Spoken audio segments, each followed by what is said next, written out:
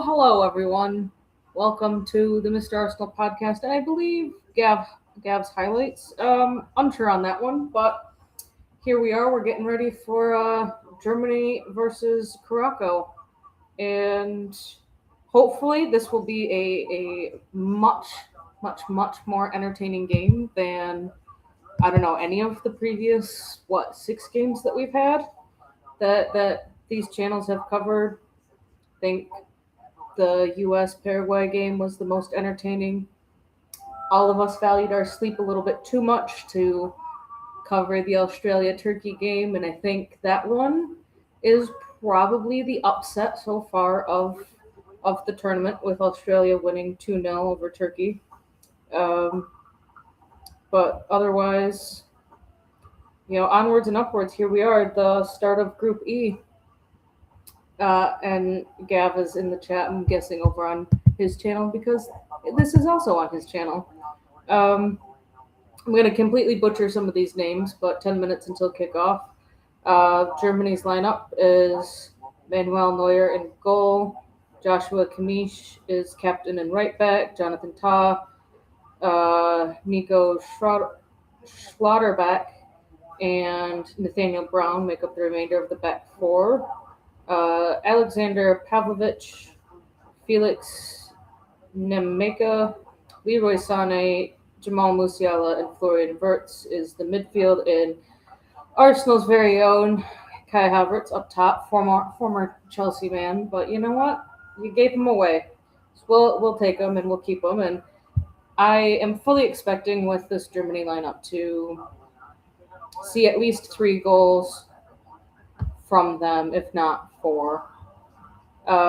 For Curaçao, Room is in goal. Fonville, Obisopo, Bazor, Floridus is the back 4. I know these do not come at me for name pronunciation. Bakuna and another one. There's two Bakunas in the midfield. Komanakia and Chung, that's the midfield 4. Locadia and Hansen are the front 2. Curaçao are playing in a 4-4-2. So I am unfamiliar with any of these names, though it does look like there is 2 Curaçao players that play in English football. One for Middlesbrough, one for Sheffield United. And a couple play in the U.S. I'm not sure if is Miami an MLS team? I don't think Miami is. Gav's asking if I can believe anything about Cucurella going to Real Madrid. Kind of a little bit shocking, I think. It is. I am a bit surprised that he's going to Real Madrid, because I thought he was a Barcelona guy, and that Enzo Fernandez was the Real Madrid guy. But I think it's going to be interesting. It almost seems like Chelsea are trying to offload, and I'm almost wondering if some of that has to do with not being in Europe next season and needing to try and balance their books a little bit. I'm going to see if I can figure out, salary report Chelsea.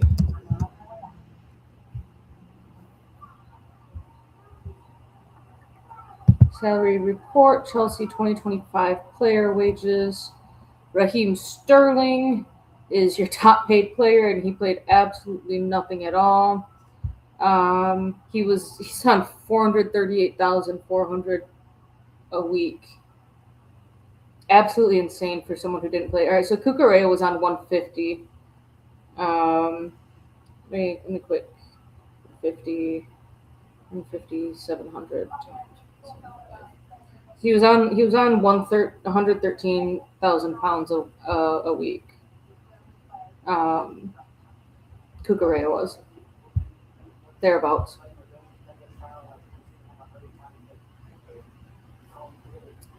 Oh, I did not see that Enzo Fernandez liked the post about Cucurella leaving. I mean, maybe he's just happy for um, his now former teammate to be off and maybe doing something better with his life other than being stuck at Chelsea. So we're gonna wait and see. But all right, I will probably be behind people in the chat. It's just kind of how it's been so far this tournament. I have the teams coming out getting ready for national anthems, and they're doing what they've been doing at all of them, where all 23 players are going up to the center circle and going around the nice little tarp that they have over it.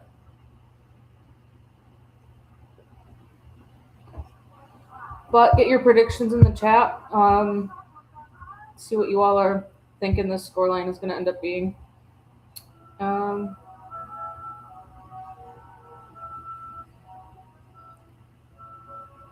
so I'm going 5-0 to Germany.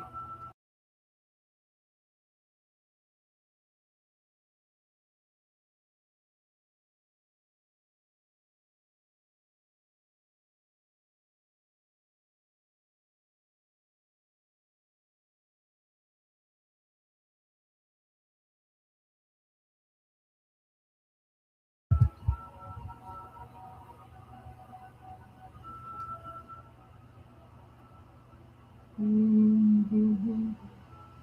Germany national anthem is playing right now. I don't think anyone's going to outdo the Scotland anthem like yesterday. I don't think anyone's going to outdo the Scotland fans, period.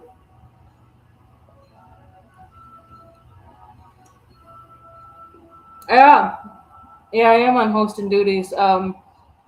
Ryan needs a little bit of a break. He is in the background, um, but it's 6 o'clock. I think that's near 6 o'clock. I think that's usually dinner time for you Londoners. Laura was going to join. She might join a little bit later, but sharing the love and the hosting duties.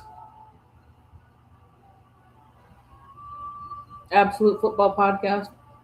Hello. We're gonna have a blast because you're just gonna listen to me waffle the entire time until someone else decides to join me. Curaçao fans are putting up a pretty good anthem, singing along to the anthem. That is absolutely brutal, BX.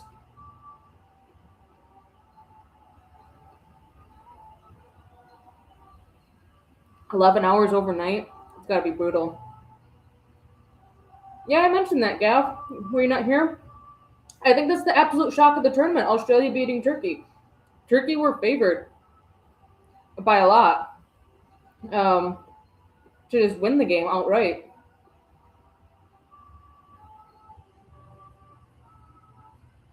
I mean, still an 11-hour day, 10-hour day. Absolutely brutal there, BX. Overnight. Anthems have now officially finished. I don't know, Formula One. We've let's see. The fun fact about that is the first time since 1968 has a podium consisted of 3 Brits. Lewis Hamilton won the race, with George Russell taking second after Kimi Antonelli had an engine failure, and Lando Norris took third. Charles Leclerc DNF'd in the last 4 or 5 laps with an engine failure. So I don't know. Still very much in Kimi's hands to lose the title. George tried to put up a fight, lost his tires, and Kimi overtook him, and then his engine died.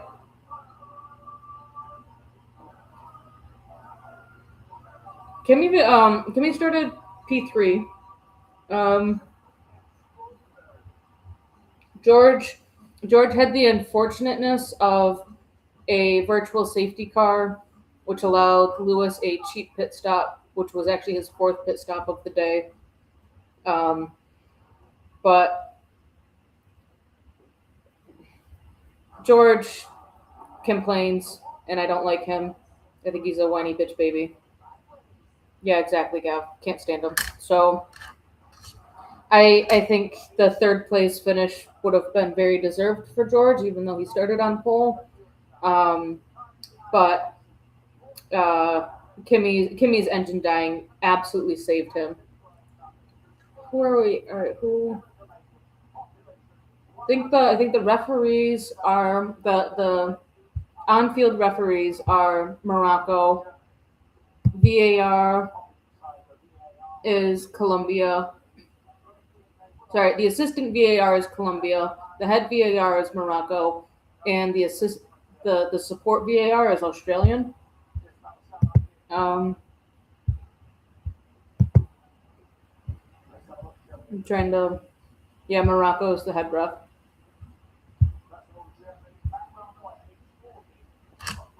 I love these Germany kits. I love their away kit even more.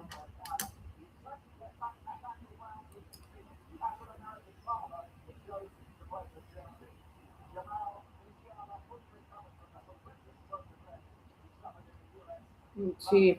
Oh, King Kai's doing one of these guys for his little promo picture. 2 laps to go with the VSC lifting so that they could go, and he had a 20-second lead. So to go racing in the final lap was a wash. They could have just easily stayed under the safety car, but Charles DNFing in the last 5 laps, 2 races in a row, is absolutely horrible. I think he's still fourth in the drivers' championship, though. Oh, I do have Sweden. I do have a Sweden jersey up for later tonight, in which I will not be around for that game. Um, but Big Vic will be playing.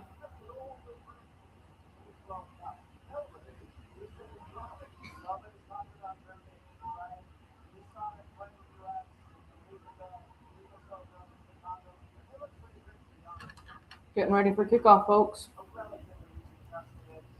All right, Gav. What is your actual score prediction, other than Curaçao winning, and anyone else that's listening in, tuning in? What is your score predictions?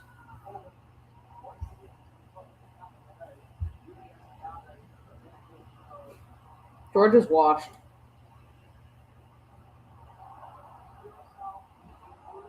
Let's see, and we're off.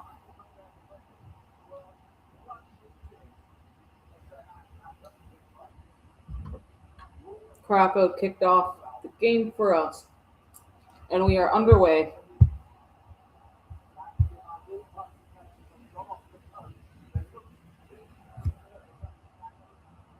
Germany get the ball in the attacking half from a Curaçao mistake.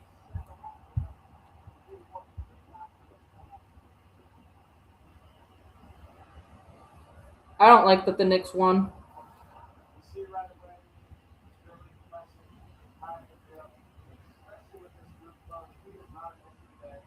Jalen Brunson went absolutely off last night, though. I think he had 43. I think he ended with 43 points, 45 points.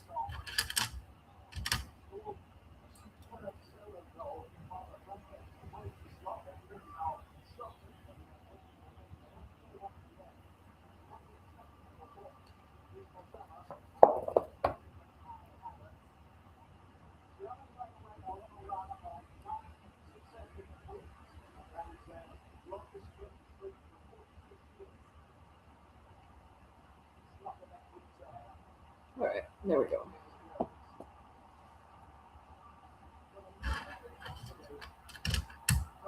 Kamish is going up the right, lays it off to Sane. Still more or less in the middle third, though. Drives all the way to the complete opposite side of the field. Here we go. Oh, no. Can someone get their foot on it? Nope. I had a good idea, just ball got laid into the wrong spot. And Germany fouled number 24 of Curaçao. Pavlovic is saying it was shoulder to shoulder.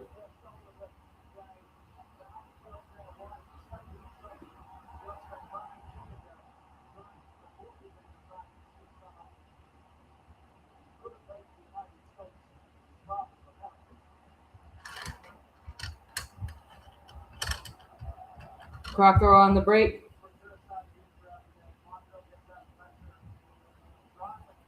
Edge of the box. Germany get the ball back. Oh, no, maybe. Goal kick.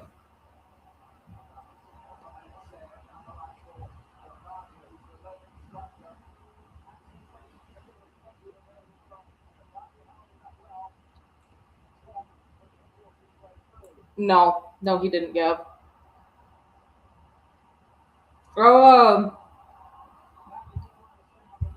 When there's something, I'll put in the chat how far into the stream I am, if that'll help you out. Because we've been live for 17 and a half minutes now, and we're 3.5 minutes into the game.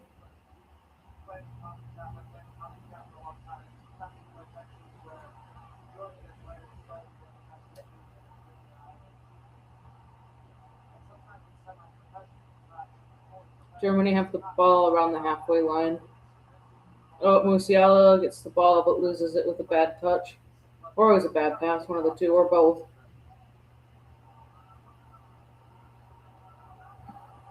Ooh. Germany lost the ball. Had a loose ball. Curaçao were chasing after it. Got possession of the ball, and... Ooh, we getting a yellow card here, or just a foul? Foul on Kimmich. Free kick taken quickly. Referee says, hold up. Oh, wait, no, he doesn't. Germany have just slowed the game down a little bit. And let's see, almost. Germany now have all 10 outfielders in the opposition half. Jonathan Todd just yeah. I think if you at the end of the game, bad passing. What are they doing? I think if you were to look at the player heat maps for when Germany is in possession of the ball, they'll predominantly be in the opposition half. Oh, what a through ball! Go on! Oh, who's that? Musiala had his shot blocked. First shot of the game, though. Guy's got the ball, lays it off to someone else. Florian Wirtz plays it back. Oh, 1-0 Germany. Oh, what a goal, number 23. Oh, Curaçao, what were they doing? Nemeka gets the first goal of the game. Oh, Curaçao just left a wide open space for him. They were not anticipating him to be getting a shot off on that. Let's see, 1-0 Germany. Hold on. We're about 19 minutes into the stream. Nemeka gets the first goal of the game. Let's see the replay. He passes it to Florian Wirtz, who lays it off right back to him. A little bit of a give and go. Oh, the curl on that. He bends that right around right around number 23 of Curaçao. Keeper didn't stand a chance. 1-0.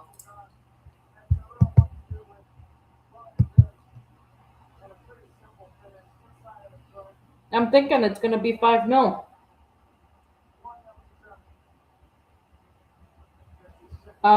Yeah, Curaçao is one of the CONCACAF teams.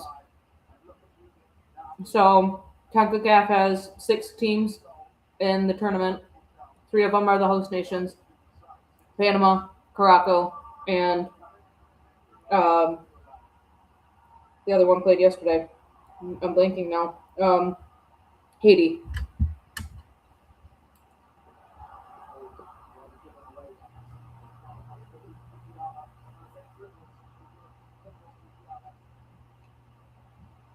Oh, there we go. There you go.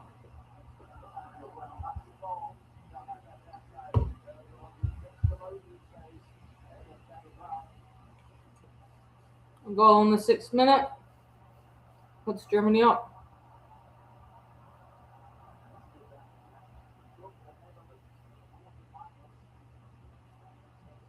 Um, I'll go. I'll go. There will be a second goal from Germany by the 15th minute.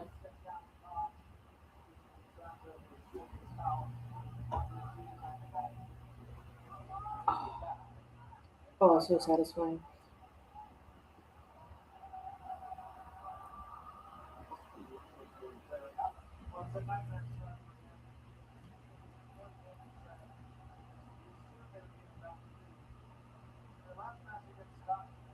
Jamaica takes another shot. Oh, goes just wide.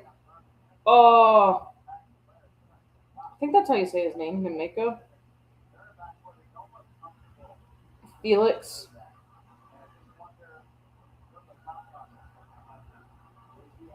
After that goal, he's feeling himself. He's getting in a groove. He plays. He is a defensive midfielder, and he plays for Dortmund. It looks close on the shot, but on the replay, it is very very very much far left.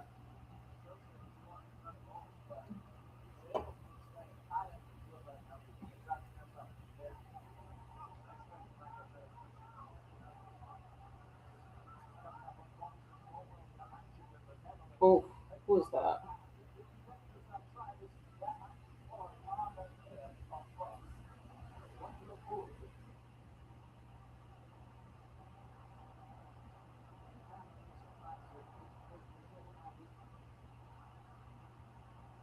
Kamish to Ta to Pavlovic. Ta goes back up to Kai, who goes out to Brown, goes out to Florian Wirtz.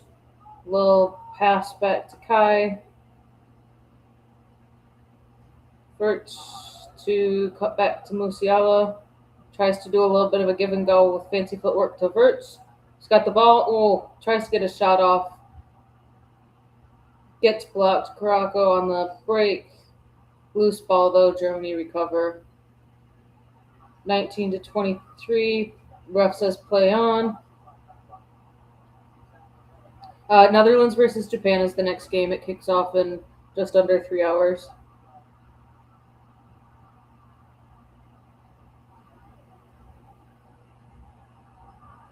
Go on, go on. Sane gets the shot off. It gets blocked. Should go out for a corner. Nope. Ref says goal kick.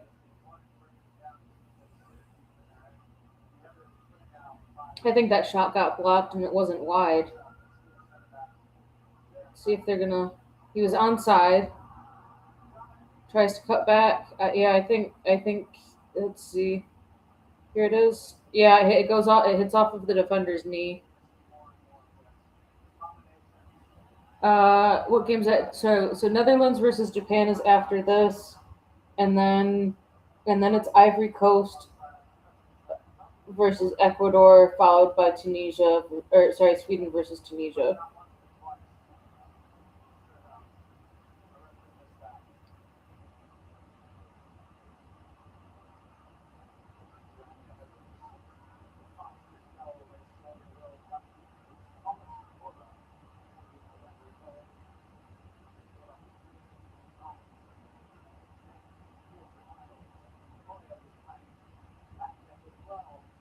God, this resolution needs to fix itself.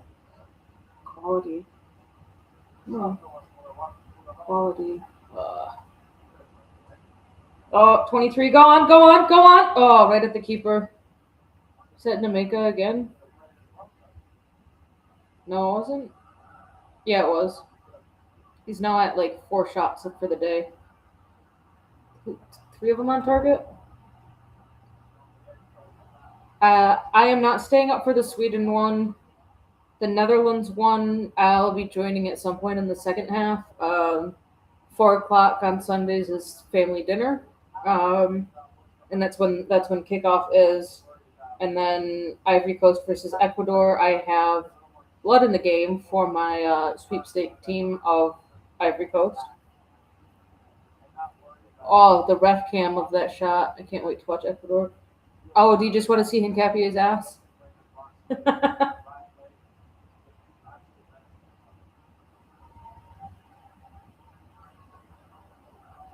Let's see. Jamaica has 3 shots, 2 on target, 1 goal.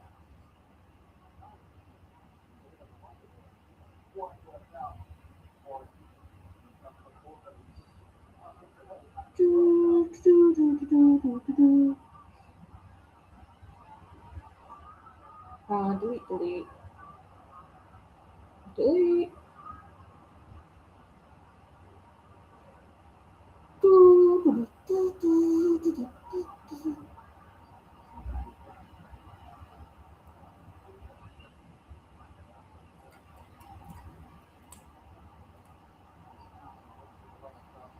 Germany are cooking, folks.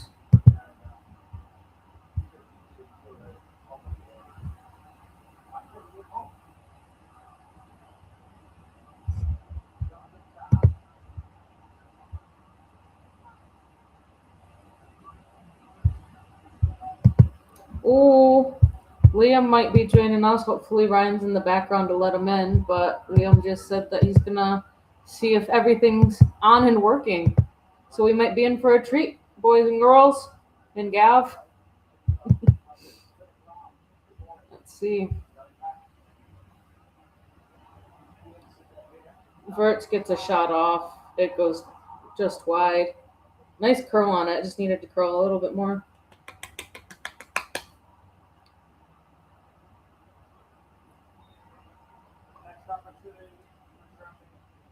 Curaçao have the ball in the final third.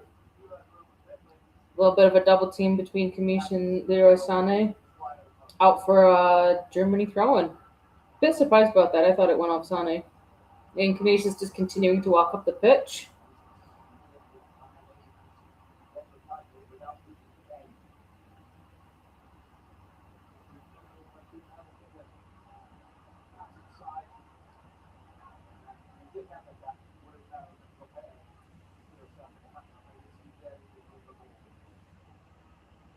Hello. I can see your lips moving, but I can't hear you speaking. I know that you said, "Can you hear me?" and probably like, "Oh boy," or something. Is your microphone connected to like selected to like the right microphone? Because I know that sometimes it'll switch around like what it wants to connect to.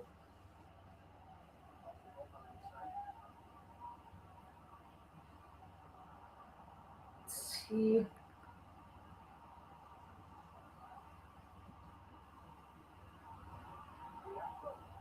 We're trying, folks. We're trying.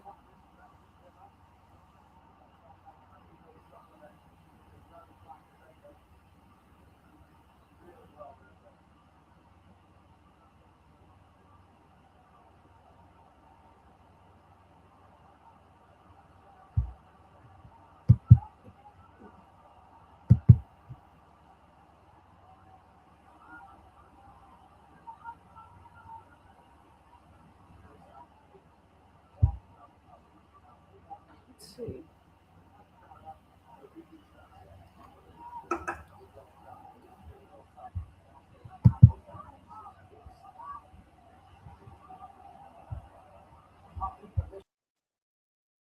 Let's see. Let's see.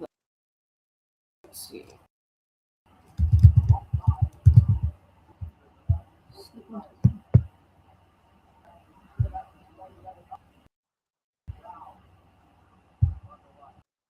Ryan's gonna see if he's gonna leave backstage to see if connection microphone. Let's see. Let's see if this is gonna let me. No. All right.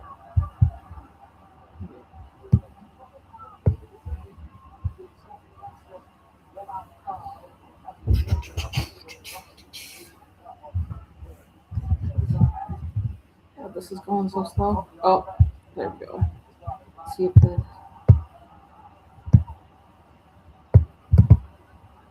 copy. See if this is gonna work.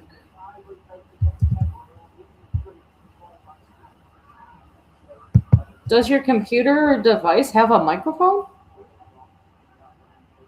Like, yes, it does.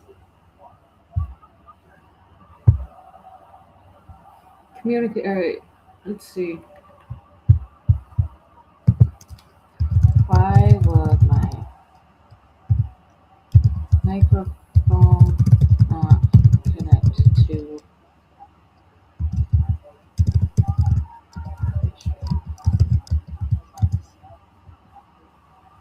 Let's see. A good old Google search just said that if it's not connecting to Restream, there could be a browser permission block in effect. I think you can check that by settings, audio, advanced options. Nope, that's not there. Conflicting applications, no, or hardware issues. While you're Restream, click the gear icon right below the video preview. Go to audio input, and ensure your specific microphone is selected from the drop-down menu rather than a default webcam mic. Curaçao do get a shot off, but it goes very high. It goes way over the bar. Check the address bar. Look for the camera or microphone icon, often with a red X, in your browser's URL bar. Click it and ensure Always Allow is selected for your microphone. Oh, mine's in the left.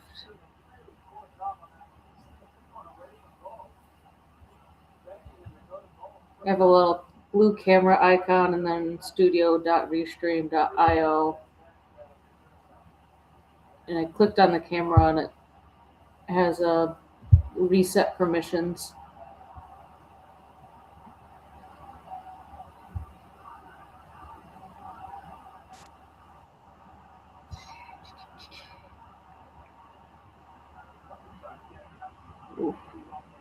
Cross goes in for Germany. The idea was to get it to Kai Havertz, but it was just a little bit too long.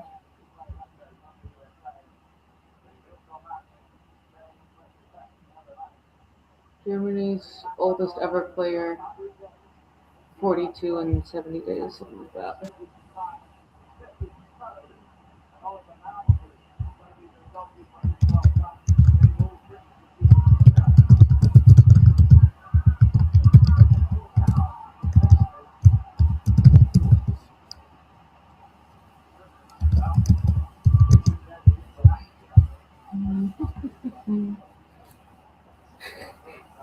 BX and 1-1 Curaçao scored.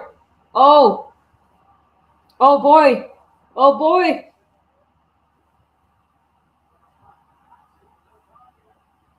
Oh, a massive miscommunication from Germany back there.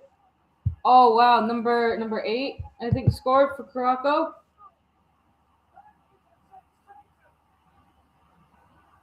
Germany's defense fell apart. There was some massive miscommunication there. Come on, show me the replay. I think this is Curaçao's first World Cup goal. All right, here we go. Curaçao's is on the attack. Everyone is onside. Jonathan Tah does it. Well, Kamish was covering some. Yeah, there was a breakdown of communication. Oof. Game on, boys and girls.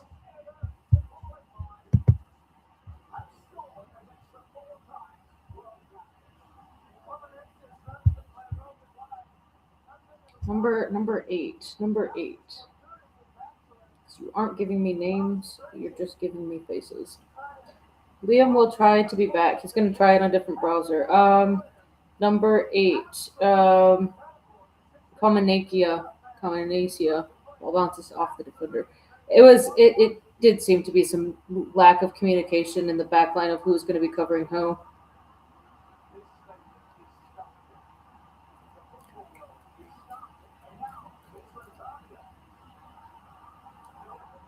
Jonathan Todd kind of, it's a little bit tricky there, dude. God, should be a little bit safe there. Oh, we are going to a drinks break, everyone, after 23 minutes on the clock. Seems a bit early, though. I mean, well, no, that's right on time.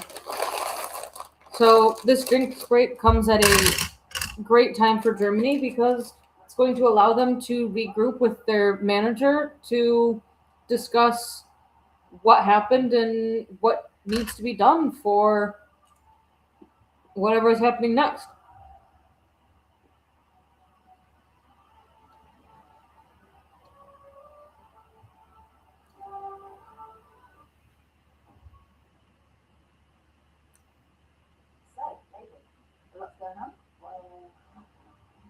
Ooh.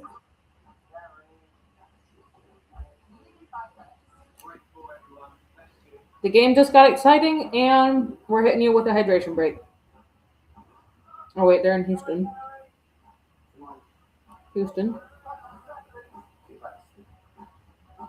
It is 30 in Houston. Humidity of 75%. They have isolated thunderstorms.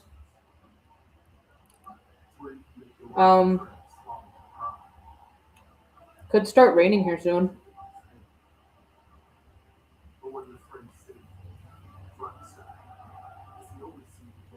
There's a guy with a fedora, and it has palm trees on it.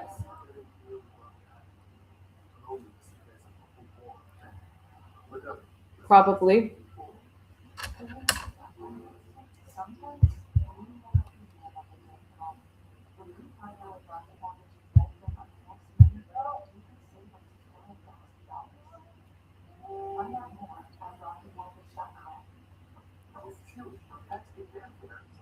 That was Curaçao's second shot of the game.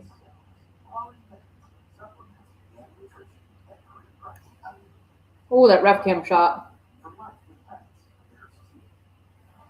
Oh, it goes between Camus's legs, hits off his knee. It doesn't redirect it. It just makes it bounce a little bit.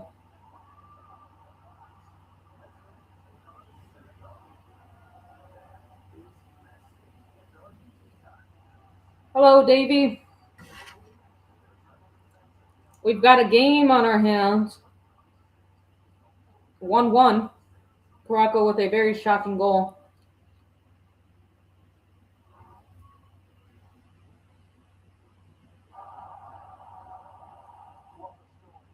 I think part of it is also that Germany allowed Curaçao to be productive with the ball.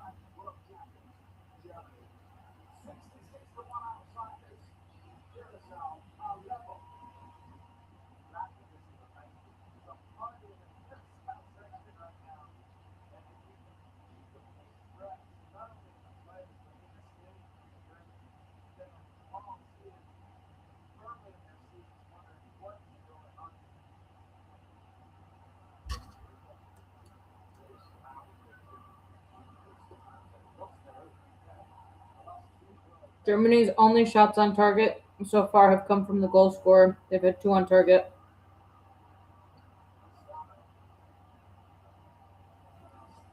Musiala is fighting for his life, getting covered by 2.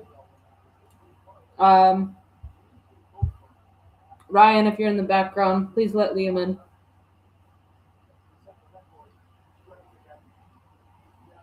Germany have a free kick just a little bit further in from the corner flag. Kamish is getting ready to take.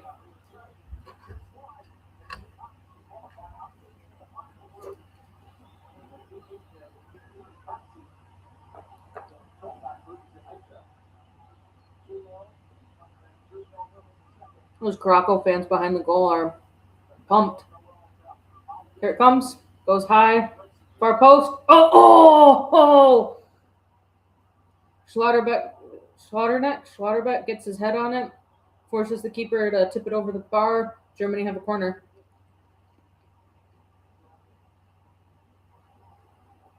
That could have dipped right under, or it could have hit off the crossbar.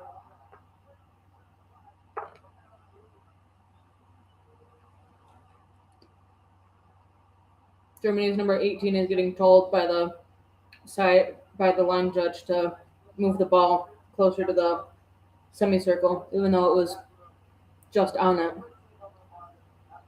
We've got a kerfuffle happening in the box. What the ref is telling everyone to calm down on. So here comes the corner. Oh, making the right run. Keeper punches it out. Germany retained possession. Musiala tries to get fancy with the footwork. Oh, he still maintains possession. Oh, corner. He was going in for a late lunge cutback pass.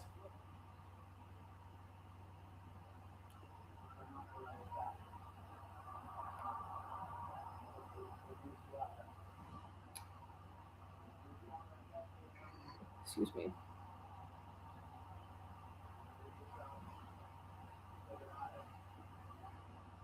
Oh, no. Ooh, are we going out for another corner? No, they're Germany corner. They're throwing. One of the two.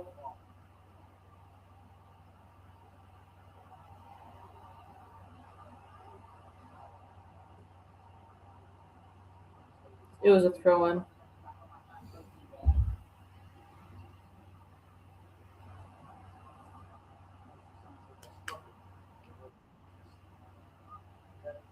Hello. Maybe?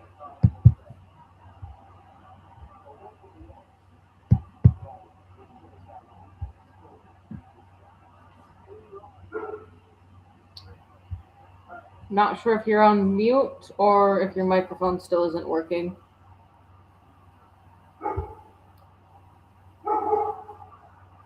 Hello?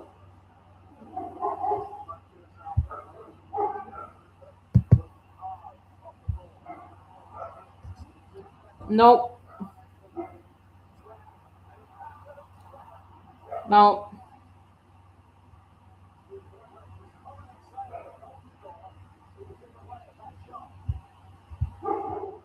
Technical difficulties, people.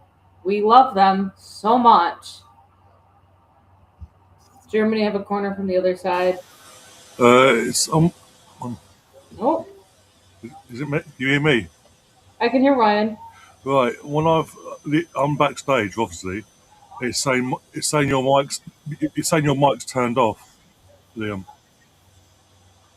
It comes up above your head on my end. It said your mic's turned off. Oh, Oh,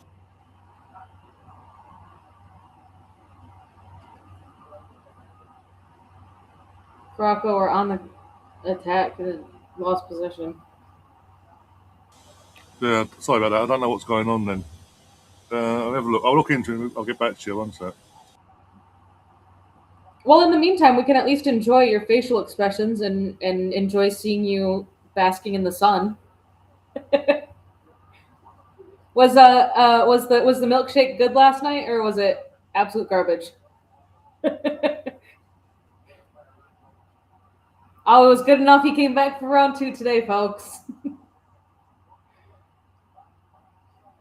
I just finished an energy drink, so that'll tell you how I'm doing. I went out for ice cream at 3 o'clock yesterday after a bridal shower, and then I had even more ice cream after I ate dinner. So that'll tell you how my day went yesterday. Gotta keep it cool in the summer. Calories don't count in the summer, don't you know? Okay. I can imagine BX that. I mean, heat right now in the U.S. is just getting brutal.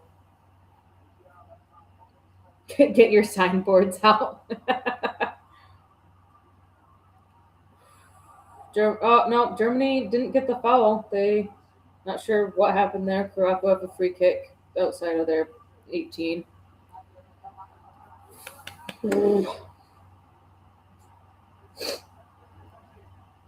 Let's see, everyone's onside. Oh, Sane with a horrible touch. Kai kind of gets taken down from the box. That was a horrible connection from Sane. Kai tries to jump in on it, kind of gets taken down from behind, but not really.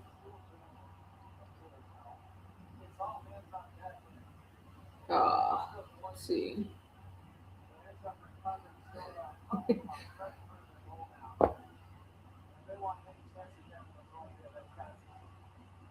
Germany seemed to when Germany allow Curaçao to have the ball, they're allowing Curaçao to just completely drive into the Curaçao's opposition half, into the Germany half, which is honestly a bit odd. Here we go. Sane's in the 18, cuts it back to Kamish, who has to kind of push the referee out of the way, and Musiala doesn't do anything with the ball that gets crossed into him and goes out for a goal kick.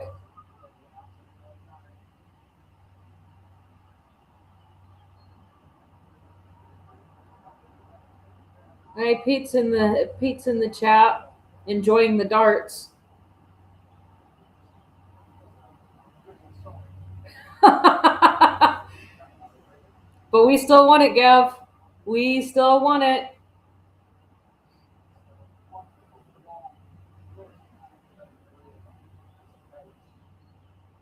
Germany coach doesn't seem too pleased right now.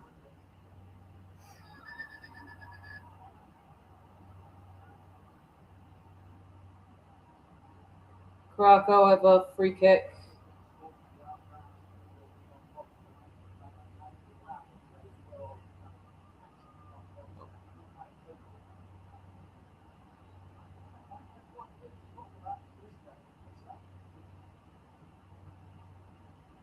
Mm-hmm.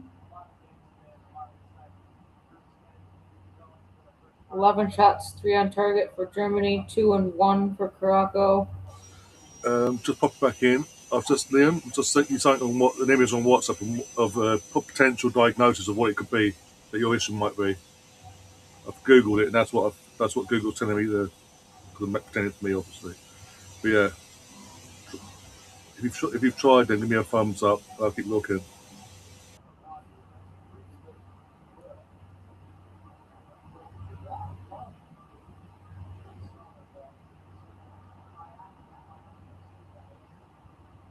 Let's see. 3 goals for Juninho.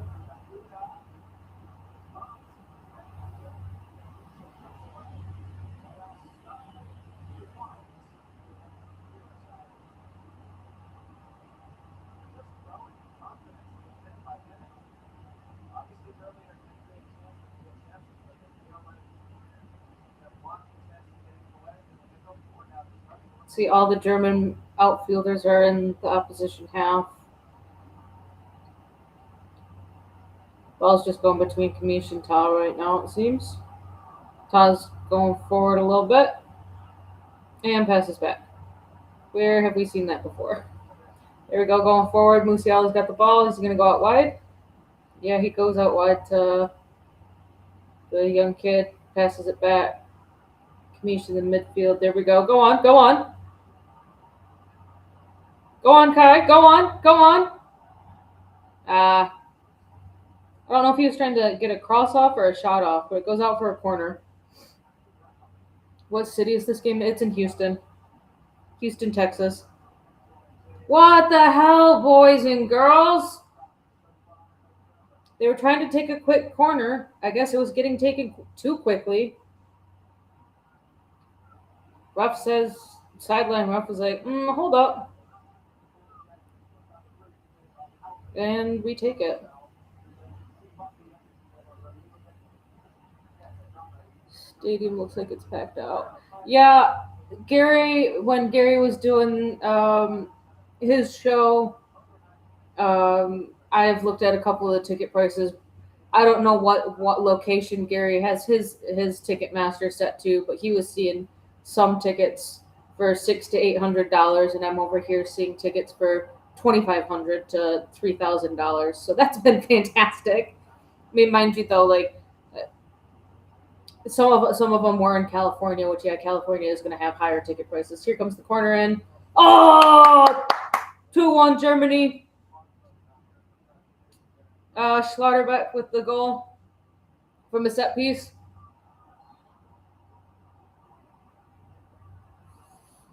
Set piece again, ole ole. Oh, just tips it right back in there.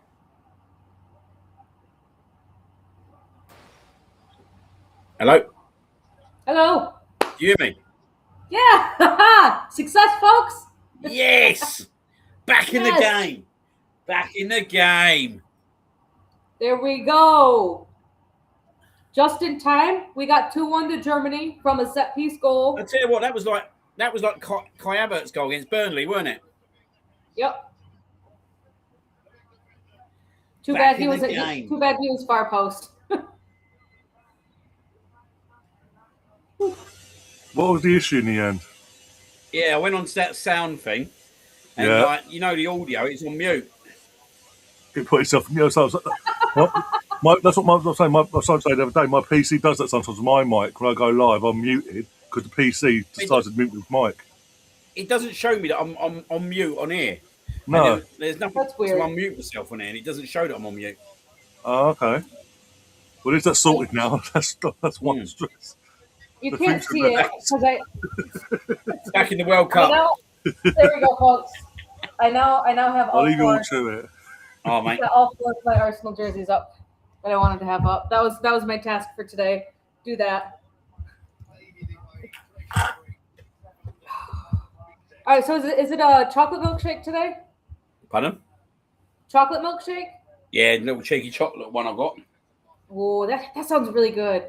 Like I said, a chocolate frosty from Wendy's with fries, and then you dip the fries in the frosty. Oh, yeah. Woo. Oh, that sweet and sugar. It's the hot and cold plus the sweet and salty. Your favourite person's about to join you. Oh, hi Gary. Hello. Your ears must have been burning because I was just talking about you. Oh, I know. I live rent free. I know I do. I was talking about what you were seeing for your ticket prices on Ticketmaster. I don't know how you were seeing $600 to $800 tickets when I'm over here seeing $2,500. You know what? I can't get a ticket in New Jersey, and I can't get a ticket in Boston. I was looking at actually everywhere that it was available, which was the smaller cities. So yeah, you're probably right about those prices in the big cities, but there's not even an option. I mean, I think it was still like $2,700 in Philadelphia. Yeah. Hello there, Mr. Liam. Good to see How you. you doing, sir? Good seeing you. I'm glad I'm you're not bad, mate. back able to do this stuff. I feel like I'm back at home, mate, when it's the World Cup, because this is where things happen, isn't it? Yes. I was hoping for chaos yesterday, and then all of a sudden, when it was chaos today, I was like, let me try and join in. And just as I was about to join in, header, and I was like, oh well, chaos is gone. But the fact that Germany gave up a goal that easy means it's still there if they can keep it close. Yeah, Germany need to get at least 2 more to make themselves feel a little bit more comfortable. Yeah, I mean it's like the. Oh, there we go. They're on the attack. A little bit of a too much of a heavy pass for Kai to get on the end. What time are you on, by the way? I'm on 41 too. Okay. Yeah, I'm gonna be behind. Yeah, you're well ahead of me. Yeah. Well, that's on Telemundo. I'm at 41-18 on the English. Oh, Telemundo. So let me try that because I don't I know don't why. know why. Telemundo is actually fantastic because it doesn't cut to a commercial break during the hydration breaks. Because they actually stay on the field. Yeah, bring your iPad. That's right. All right. See Curaçao have the ball. They're pushing forward. They've entered the final third. Still in the final third. Are they going to try and get a shot off? Nope. Germany get an interception. Florian Wirtz has the ball. Dude, pass it forward. There we go. Their left back has it. Brown's up the pitch, just on the outside of the 18. And he passes it backwards. Here we go. Nope. The ref has now gotten in the way, or almost in the way twice, where he would have needed to blow the whistle to stop play because the ball hit me. I saw that last night. The game moves fast for some of these referees, probably compared to where they used to. Ooh, corner on the other side for Germany.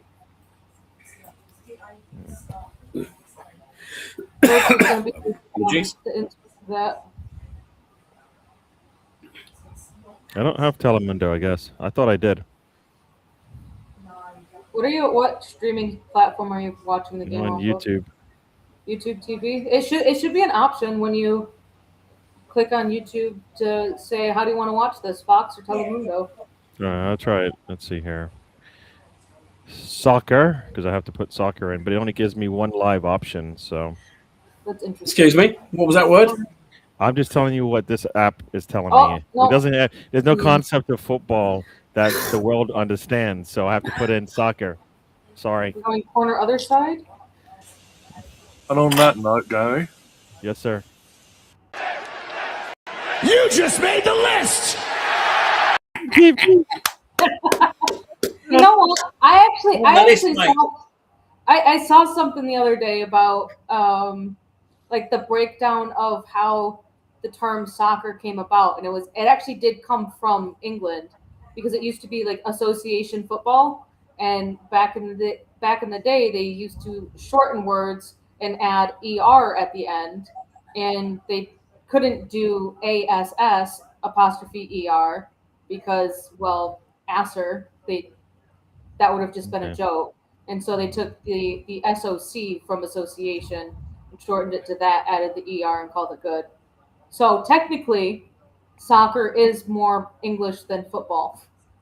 There you go. There you go. You guys started it, then we used it, and then you said, "Nah, we're going to change it again." And I think it's funny that Canada uses soccer. No, Canada uses soccer. So, Catherine, I think I found Telemundo. So, what are your time now? I just entered stoppage time at 45:15. All right, you're still ahead of me by 20 seconds. So, Rudiger's got some fantastic facial expressions. Yeah. I'm still waiting for the board of how much added time. George, it's fucking football. I still don't know how much 4 minutes. 4 minutes of stoppage. BX says, yeah, England created their own monster with the soccer thing. Sonny's got the ball, loses it because he gets crumbled up by 2. Up the Arsenal! Why can't we just make some signings, even for the young kids? Get this ball rolling. 3 minutes left. Crocker on the attack.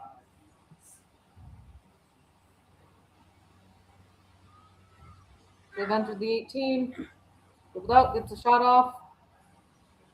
Goes right to Neuer, makes the save. Goes long throw up to Kai. Come on. Be productive with it. Keep it in. Keeps it in play. Lays it off to Pavlovic, I think. Starts making the run forward. That's the thing. I don't think Germany can keep up with the speed of Curaçao. They got to take advantage of that, and that was a terrible shot. But like they can't. They're like it's like chasing. You ever seen like people chasing cats? That's what Germany looks like when they're trying to get after these Curaçao players. They can't get to them. Can't touch them. Can't touch him. Who's that? Is that Florian Wirtz? Is it off to Brown? Cut back. Shoot, dude! Yeah. What are you doing? Yeah. No, did he just call for a penalty? Why didn't he just take the shot, though? You want one touch too many. I'm not sure if they call it if it's a penalty or not. I think he might have called for a penalty. Who's that for? I don't think Germany. he got touched. I think he bailed out and tried to get. I mean, he pointed to the spot, but I think he jumped in the air. I don't think there's one. I don't think there's any contact. I don't know if you're going to call the foul, but yeah. But why? I mean, he took too many touches. Why didn't he just shoot? He's already got one goal. Like, just go for a second. Yeah. You know what? You know what? He's trying to get the ball onto his left foot. That's why he touched it. He can't shoot with his right. Kamisha's holding the ball. Yes, I've just seen it. I've literally just seen that. I don't know if he touches him, but I mean, it looks like he. There we go. King Kai stepping up, guys. Kamish was holding the ball, protecting the spot. Everyone walks away. Kai Havertz walks up, takes the ball from Joshua Kimmich. Yeah. He tripped over his own foot. He still took too many steps for anything there. Here goes Kai, like you said. Did he make it? Because I don't even. The ref is talking to the. Oh, mate. I don't see. This is why it takes so long for everything. The referee spends all his time doing nothing. To his towel, wiped his hands. Ref had to talk to him. Come on. King Kai, come on. Hope he misses.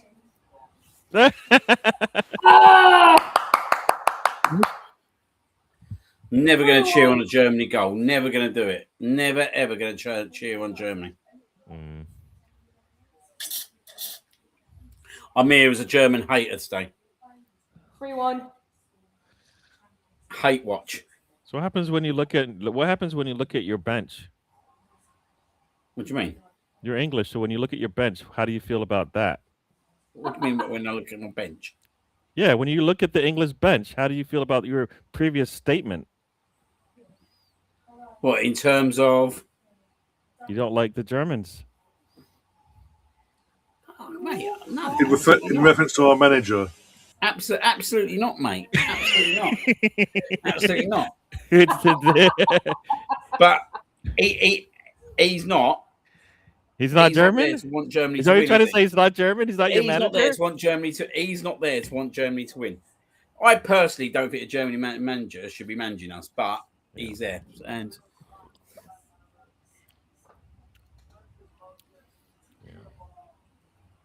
I think it should be the best. He's a world-class man. I understand. I believe it should be the best that country can produce. You know what I mean? Yeah. So their best manager, their best players, their best staff, all of that.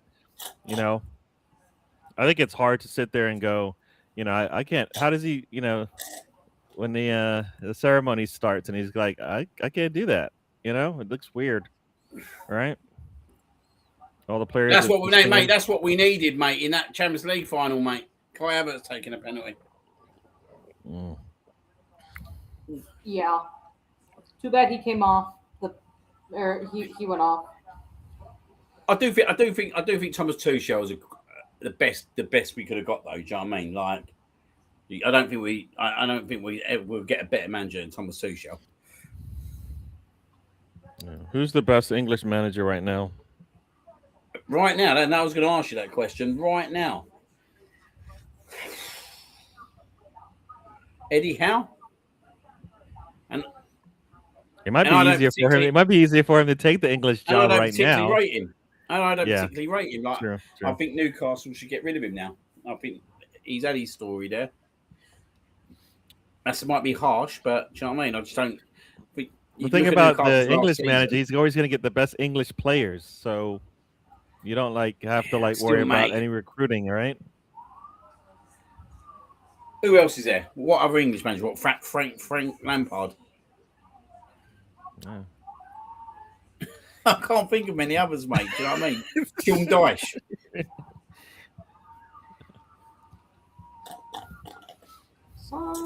It's a sad state of affairs when it comes to English managers, isn't it?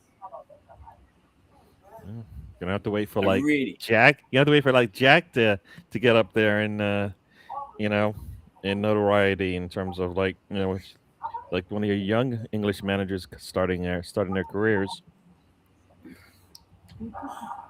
Yeah. The thing is, though, right? It is a bit of an interesting one, isn't it, with English coaches? But how many English coaches won the Premier League? There's your answer. Do you know what I mean? Hi, George. Oh, yeah, you're right. Here he is. How could you cheer a German goal? What a disgrace. Oh, He's not talking to me. I'm not getting in trouble. he better not be talking to me. No. Well, my great grandparents did immigrate from Germany, so You know what? That's even more information nobody wanted to know on this show. You know what I mean? Like you know what? Before you say anything, type it in the private chat, and I'll give you the thumbs up. All right? That way we don't have to go through this. How are we doing anyway? Dick said, has an English manager been given the biggest budgets the others received? Do they deserve the budgets? No, because there ain't any really good English managers, is there? Let's be honest. Well, if you're Eddie Howe and you're like, I get one of the best strikers in the league, and the next thing you know, they're selling him. What's that say for your standing in the club, right? He had money. I'm not. Here's a question. He had money to replace Isak. Yeah, but then Ekitike went. They were looking at Ekitike, right? And he was already gone to the team that bought their striker. You know what I mean? So yeah, I think Eddie Howe's overrated personally. If that was anyone else, they'd be out of a job. Here's the question for you. This takes some thinking, this Bill. Who's the best English manager to participate in the Premier League? I'm trying to think of any good ones. It's not a question, mate. It's not an easy question. If you're going all the way back, Keegan come really close, didn't he? I'd say Kevin Keegan's got to be in that picture. But even he struggled with England, didn't he? He gave up because he said he didn't have that bit of extra in him. But that's what I mean. I don't think any England manager had the proof in the pudding is with Gareth Southgate. That's if Peter were telling me he's the best English manager. I don't think he is, but even you think of Harry Redknapp. It was supposed to be a great England manager like Harry Redknapp, but what did he win? Like you compare him to the foreign managers that have won stuff. He should have been in front of Hodgson though at that point. He should have done, but I don't know. That was another Brian Clough moment. But I don't know. I think there's your answer though, mate. You know what I mean? There's not anyone who's jumping out, putting their hand up, say, "Oh yeah, I should be the England manager." No. Eddie Howe. Everyone goes on about him. What has he done for Newcastle? Yeah, they've got worse and worse. Yeah, I think the disappointing thing is right now the Premier League is a training ground for international managers. If you look at it, right, all these international managers come in, they do good, and no matter what the result of their squad is, they have a job when they get fired, right? If they get let go, or they decide to go on for bigger pastures, right? I mean, it's. You can't. I mean, until you can bring in an English manager that you can even trust, right? Who can you bring in right now? Well, this is what I'm saying, mate. Right, like the last lot of English managers, right? Sven-Goran Eriksson, yeah. Steve McClaren, which was an absolute joke anyway. You know what I mean? Wally with a brolly. Do you know what I mean? Like, let's be honest, that was an absolute joke. Was Hodgson after him? Yeah, or am I missing someone? Allardyce for about 2 days, wasn't it? Yeah, he had Fat Sam for 2 days, didn't you? Which was actually, do you know what? Right, to be fair, that's the only one I would have thought, to be honest, that could have potentially. When you look at why Harry Redknapp didn't get it, and they give it to Fat like Sam Allardyce, just makes a mockery of it, really. Do you know what I mean? Like, yeah. Have we missed Capello? Capello, that's who we missed. That was after what McLaren, wasn't it? Capello, then it was Hodgson. Yeah. And look, and then we go into Southgate. And to be fair, I wasn't the biggest Southgate fan, but he got us 2 finals, do you know what I mean? He So- probably done the best job out of Yeah. everyone recently. I know he just didn't have that extra bit in him to win something, but he actually put us back on the map, actually being competitive in these tournaments. Like, so, yeah, I think. I don't think you're going to get a I better think when manager we than talk Thomas about, Tuchel. well, I don't. He's a winner. I honestly don't. Unless you go and get Guardiola, probably that's it. But that's not Exactly. gonna Like if you happen. get Guardiola, That's not then that's the happening. best. But let's be honest, he's going to go and manage Spain, isn't he? I would have thought. Yeah. Um, But I just wish what my argument's always been with the England managers that compared to the managers from like abroad. Like the writing's there. The managers who are abroad win the trophies. Could you say they've been back? England managers get backed enough? I don't think they get enough time. Personally, your up and coming ones are people like Lampard and and I was going to say Kieran McKenna, but he's Irish. He's not even English. how many jobs has Lampard had already, though? Do you know what I mean? You know what I mean? Is that 4 or 5? Right, I see Peter's going to say about Jack Wilshere, but He's at Luton.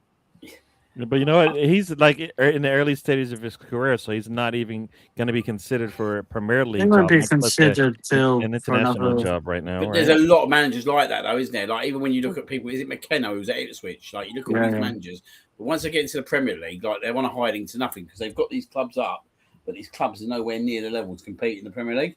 Is it their fault? Probably not, but I think it's hard. I do think it's hard for English managers. It is definitely hard. Well, you know what it is? They don't give the same trust that they don't give the same trust that they do, I think, to the international managers that come in. Like, look at all of the international managers that have come into the Premier League, like everybody unknowns at the time.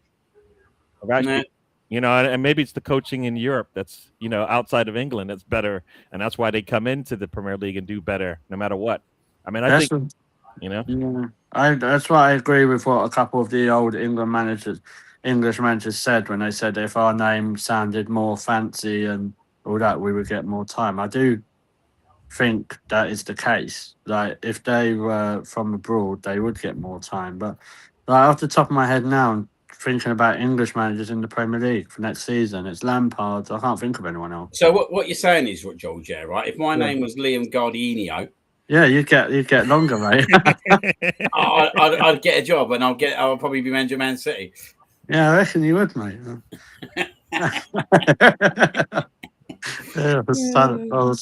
George Sadiola, do you know what I mean? I think we'll do that.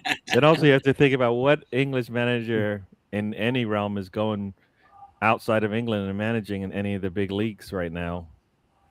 Because this is a question, and I mean in the lower tiers, you know, even lower tiers of the lower, you know, table, you know, like just coming in at, you know, as you know, a team that just finished 17th in a, you know, in Spain or France, Italy, whatever, you know, Belgium even. They're not even getting those opportunities, right? So those other leagues are keeping it in the house. They're keeping it, at least seems, in house, right? In terms of at least international managers outside of England get a chance to work in their craft. For example, with Tuchel, Liam, here's a question for you. Tuchel doesn't win the World Cup this year, and then England say, "Oh, we're going to bring Eddie Howe in." How would you feel about that? You know what I mean? He already did that. He don't want to get stepped back. He already said that. Well, I have only just got here, so that's not my issue. So, but yeah, I mean, he's meant to be the best England manager. That's what everyone keeps telling me. Yeah. And he's not. He's so overrated. He's got that team at Newcastle, can't even get him in the top 10. And everyone wants him for England manager. It's like, have a word. Well, that's the thing. As we were saying, he's probably the best out of a bad bunch. I don't think he is. But who's the best then, George? I don't. I don't even know.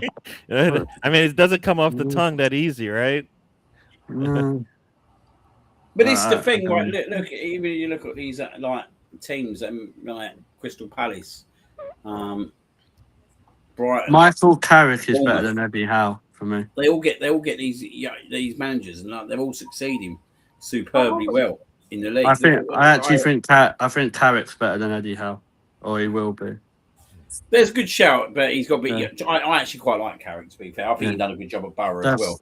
Yeah, so that's the one who I'm saying. That's a good shout.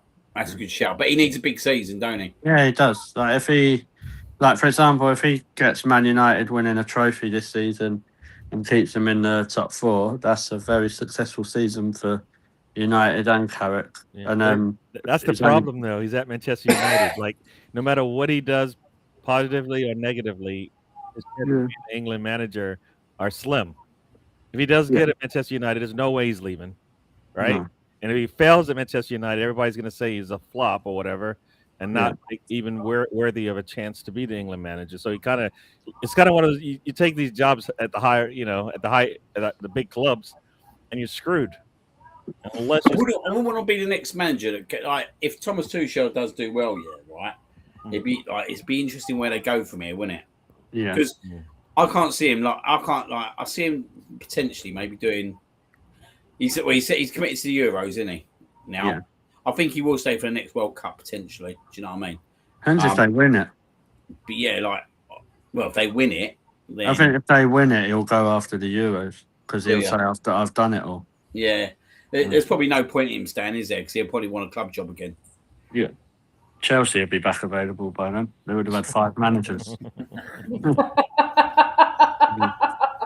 But yeah, I don't know. Go on, Gab, have a nibble on that. Oh, you mean you don't think that Xabi Alonso's going to stay there for long? Well, he'll be there till about October. I got him, Liam. You'd have been proud the other night. Oh, Gav, he was proper biting back at me when I was saying stuff about Chelsea. I want to know what you think about Cucurella, mate. They were all steak bites, mate. They weren't little ones. They were huge. Ask Ryan. They were absolute massive. What, big old rump steak bites? Yeah, there was. I was like, even Liam would be proud of these fights. He even came after me. Like Gary when Wales played America. Yeah, do you remember that, Ryan? He proper lost it, didn't he? Yeah, just a tad. I've never seen him bite so quickly and so aggressively.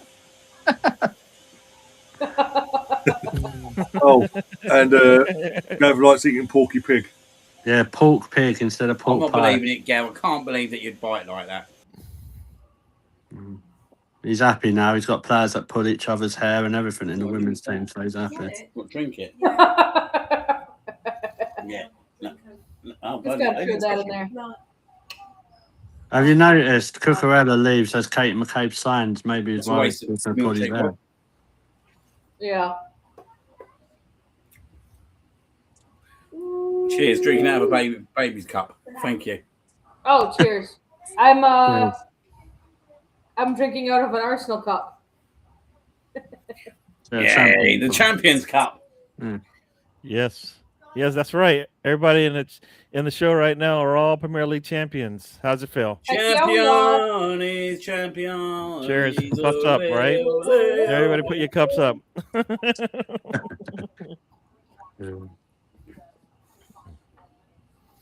I'm trying to remember what he was like. He was saying. It was something he said yesterday. It was funny. Oh, do you remember Gary when he said, "Oh, Chelsea are going to sneak in and sign in Cape before we?" And we're like, dude, he's not leaving. Cafe. Yeah. The dude just won a Premier League. He's not going to want to leave. No, He's that's gonna right. leave the Champions League. He's going to leave another chance to win a big trophy. He was like Caicedo's he was like Caicedo's whispering in his ear. I went, yeah, saying, "Don't make the same mistake, please, mate. Don't do it." 43 million. for Cucurella. Curaçao has made a halftime substitution. I'm surprised they scored. So fair play. How much they buy him for, Cucurella, in the first place? Cool. Someone try and get me that up. Cucurella. Is it? I'm not. I should get Bobby on. He'll tell you what he thinks of Chelsea. Ooh. Why not? Let's see. He don't like Chelsea. Cucurella. Good lad. Transfer to Chelsea. I'd say it's a shame Cucurella's left with that lovely hair he has and Kate McCabe's there. Why not? So that has been confirmed. We're back underway. £60 million sterling. Oh, it has been confirmed. It was 50. They paid for him. An initial fee of 56 with add-ons that put it up to 63. What is going on there? Yeah. So they basically get back what they paid. Because to be fair, it's not like he's not performed, is it? It says 60 euros over here, Ben Jenkins. So Uh-huh. I don't know. I have it at 63 pounds. I just don't understand how they're taking a loss on that player. £63. That's cheap. Yeah. Sorry, Let's be 63 fair, million. he's done quite well there, hasn't he? It's Yeah, not like yeah. he hasn't done well there. He's done quite well So there. Chelsea, who doesn't really have center backs that I would think are worthy of, like, you know, a team that's supposed to be a top 6 team, now are out a fullback and have to Yeah. depend on another Wow. fullback whose injury I would record is not honestly good. say that Chelsea just got rid of their best defender. Well, the most consistent for sure, Hey, right? 4-0 or sorry, 4-1. Stop with that. Uh, What do you Wait, stop? your game's not even kicked off yet. Yeah, it has. I'm at 46-23. Yeah, you're 20 seconds ahead of me. I reckon this is the Forward. best. This will be the best game of the tournament. This will be it's not the best game. That was really easy. well, yeah, I mean, that's so I easy mean, to we're, score. we're, on we're that. damn near close to surpassing the USA Paraguay score. Well, Hit play. Hit play. Hit Well, I play. think Curaçao is probably what 80th or 100th in the world. They're 83rd. I mean Paraguay's 50 is 82. what is it 41 or something like that. So it's not. Harry, I do think Yeah, they could. 41 for Paraguay, I do think they 82 could have for took on Switzerland though. They could have definitely given them a game. Yeah. Musiala with the goal. Yeah. I like him. He's a good player. He is. that English German. Yeah. He's a very good player. Oh, I like him. Yeah. Would I mean, you The take defender him? just like did something. In a heartbeat. You couldn't. Wow. Yeah.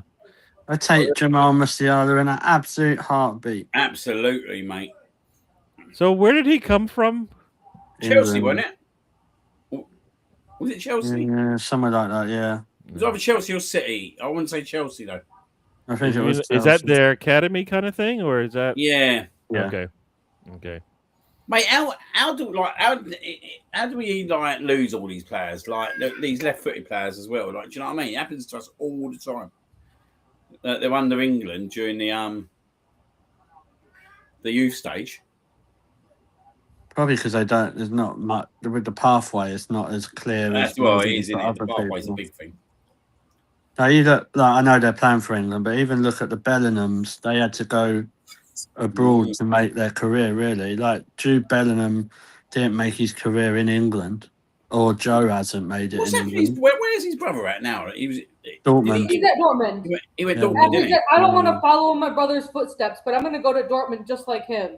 Stupid move that for him, I think. You know what? Right now, the only player I think that can, unless I'm missing somebody. Am I outside of Max Dowman? Who else English in their teens is getting a chance? That Liverpool one. Is it Rio? Rio. Okay, Rio. Oh, that's right. I guess. Just I down guess to is it Manu or Manu? What's his name? Manu. I know we could be buying the next one, mate. That Leicester City winger. Yeah, no, he's very good.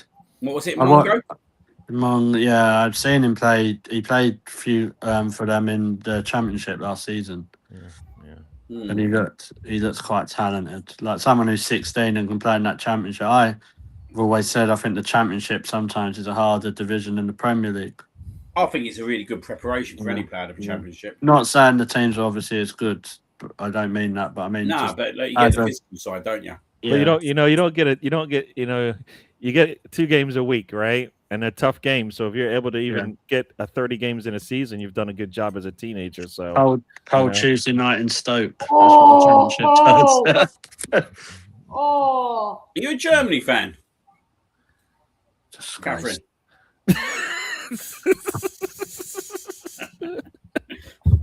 I reckon that's I am a It's your sports turn, fan. Catherine. Okay. Yeah. If You just made the list!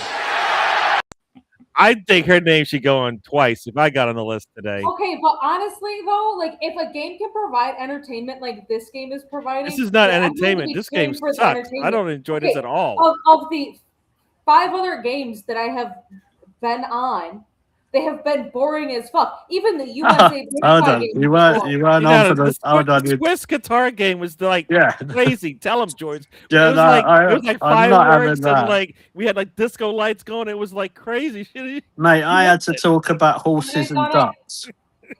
Horses and ducks. Yeah, this is how entertaining this got. Was we had questions from Reese about horses and ducks. We had to ask Gav about his salad and mashed potato that he had. But you cannot. No one can compare that game, Switzerland Qatar, to any of the other boring dross we've seen in this World Cup. Sorry, no, I'm not having that. Like, no way.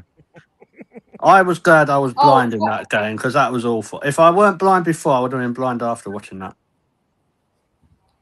It was awful. What I did see something interesting about the Scotland game, and it's something to maybe be taking into consideration going into the next season with the time wasting on throw-ins.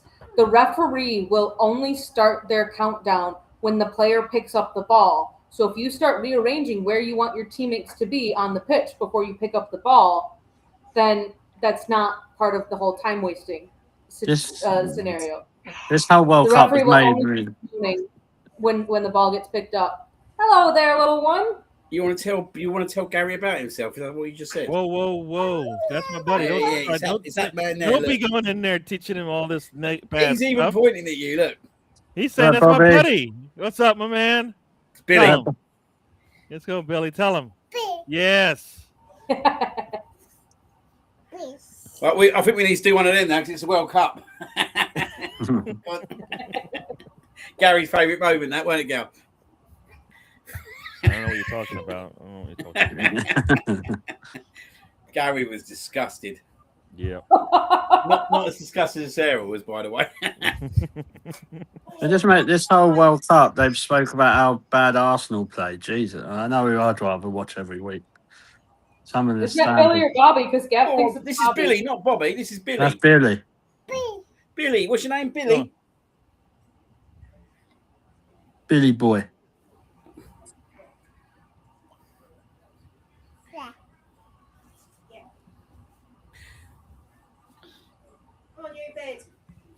Go on, say good night to everyone. No, Say night. No, not night. Nighty night. He don't want to go to bed. He wants to stay with the boys. Oh, William Brooks gets his shot blocked out for a corner. What are you doing? Go on. You get off. Catherine's on the verge of cheering another German goal soon. Oh, If Kai scores, I will be celebrating, yes. They take the corner short.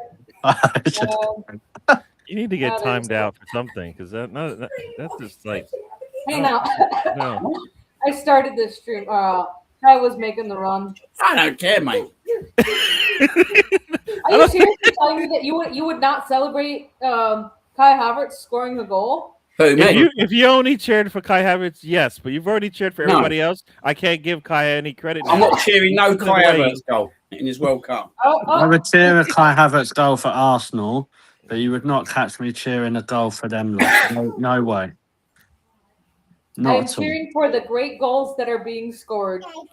I did cheer for the Curaçao goal. That sounds like a terrible. That sounds like a proper politician answer. That does.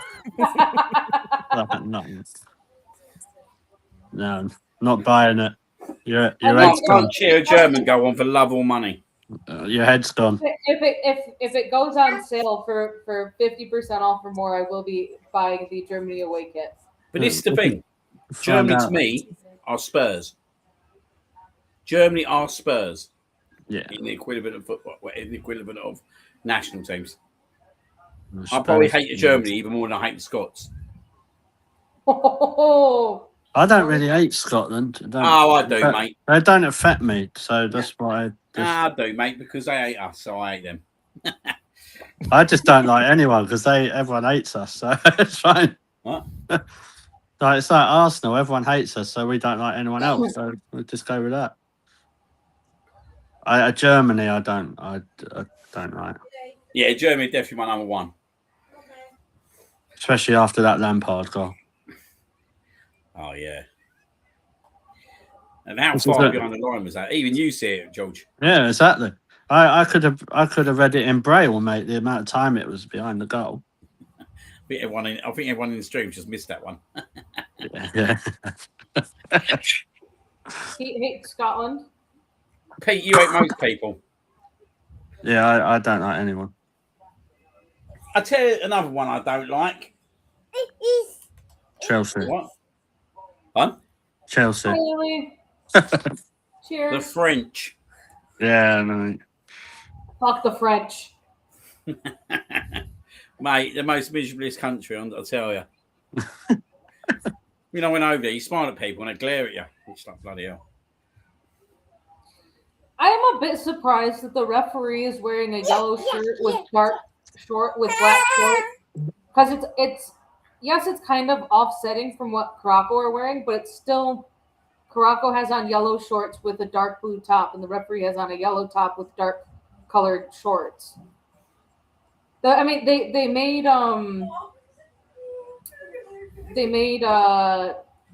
one of the coaches that was wearing a dark blue shirt put on it was during the Brazilian national team friendly. Made the Brazilian manager put on a substitute thing because his shirt was too closely resembling of the US's away kit.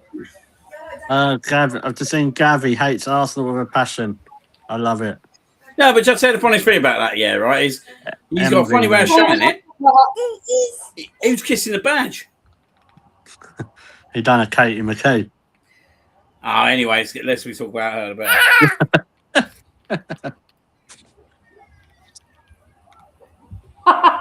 We're turning him to the better side of London. No, we don't want him. Ah, there you go, Gav. That's good to hear, mate.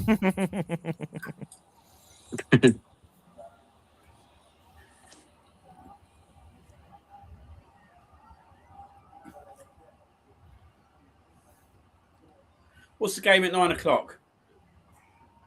The next game is Netherlands versus Japan. Yeah, I don't like the Argentinians. We put that in chat. Oh, no, you can whack them up there, number 2. Yeah. Right, do you know what? They can go up there. Germany or Argentina, that is hard. I think equal, mate. Yeah, I do. I do think it's equal. Especially with Argentina having people like Simeone. I reckon it's Germany. Oh, no. Do you know what? Starting to think Argentina, mate. If I had to choose one, yeah, and you said to me, look, you've got to lose to one of them. I think I'd rather lose to Germany than lose to. I just do not want to lose to Argentina whatsoever.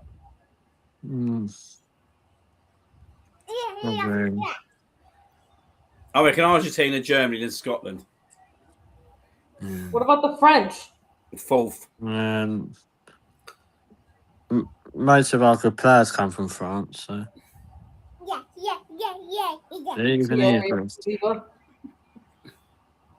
Yeah, to be fair, they do, but still.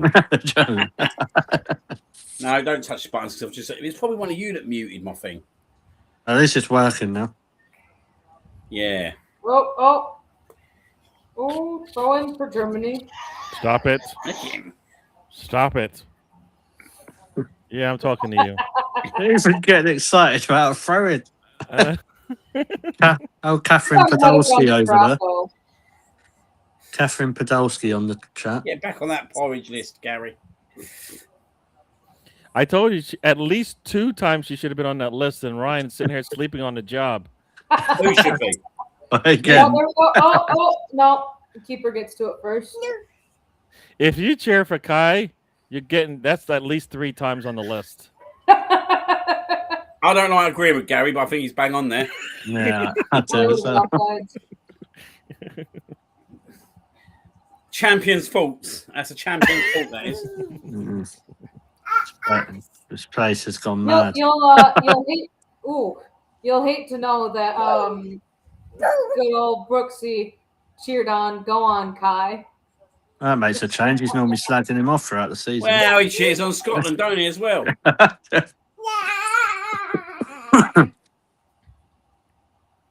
No loyalty with him, mate. It's funny though. Go on the Scots. And have you noticed, yeah, right? He always puts a Great Britain flag, not the English flag. When he was talking about Lewis Hamilton, I was like, I nearly put in there, mate. Mate, he's English. There ain't no Great Britain about it. I must be the only one who don't care about Lewis Hamilton either. He got a good win today, mate. It's his first win for about 4 years, wasn't it? He's about 2 years, definitely. What for? First win at Ferrari, isn't it? I think he's first win in 2 years.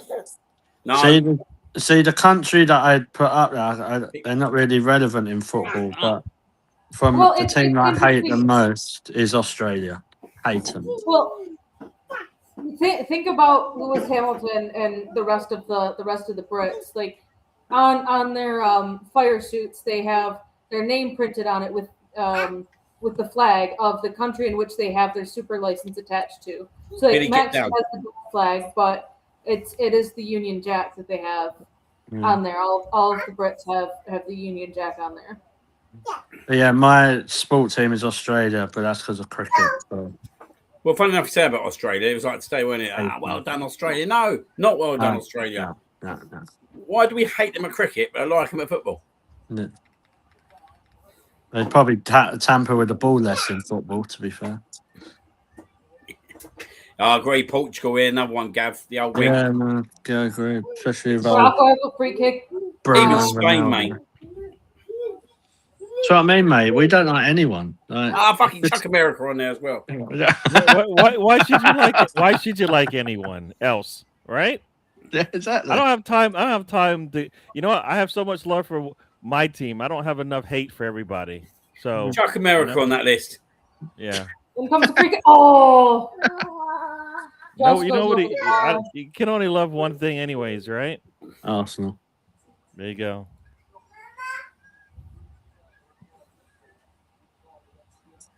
I'd put Hungary on the list. Hungary? Yeah, no. This game is so bad. Come on. Mate, I tell you, I've dislike and hatred for people. It's just unhealthy. I think this goes back to Sabozlai. That's as simple as it is. Wales. I'm trying to think there's a random one. Yeah, the Welsh are just annoying, isn't they? They're just annoying.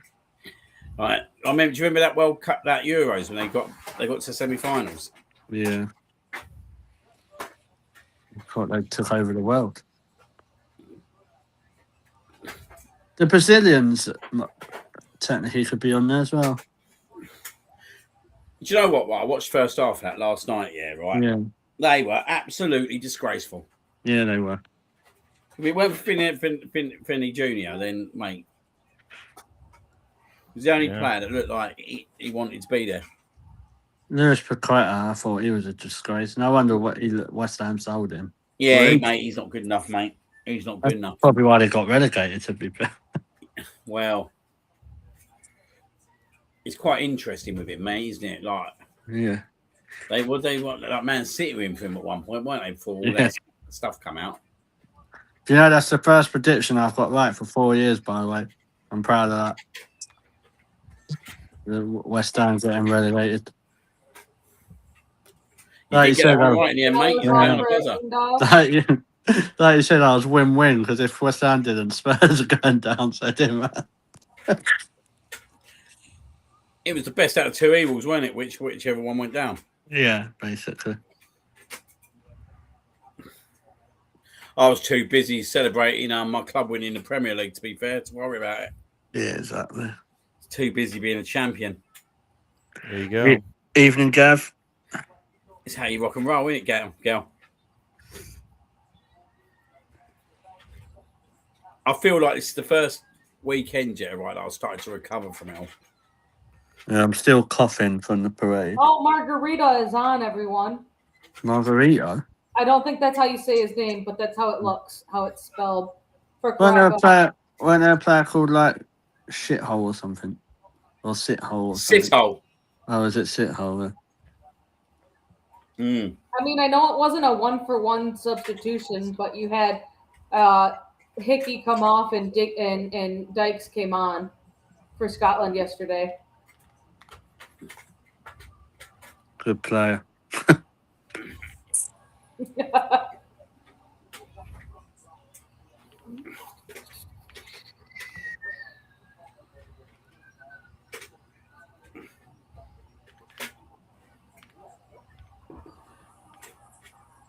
Who's your favourite? Who's your favourite to win it then?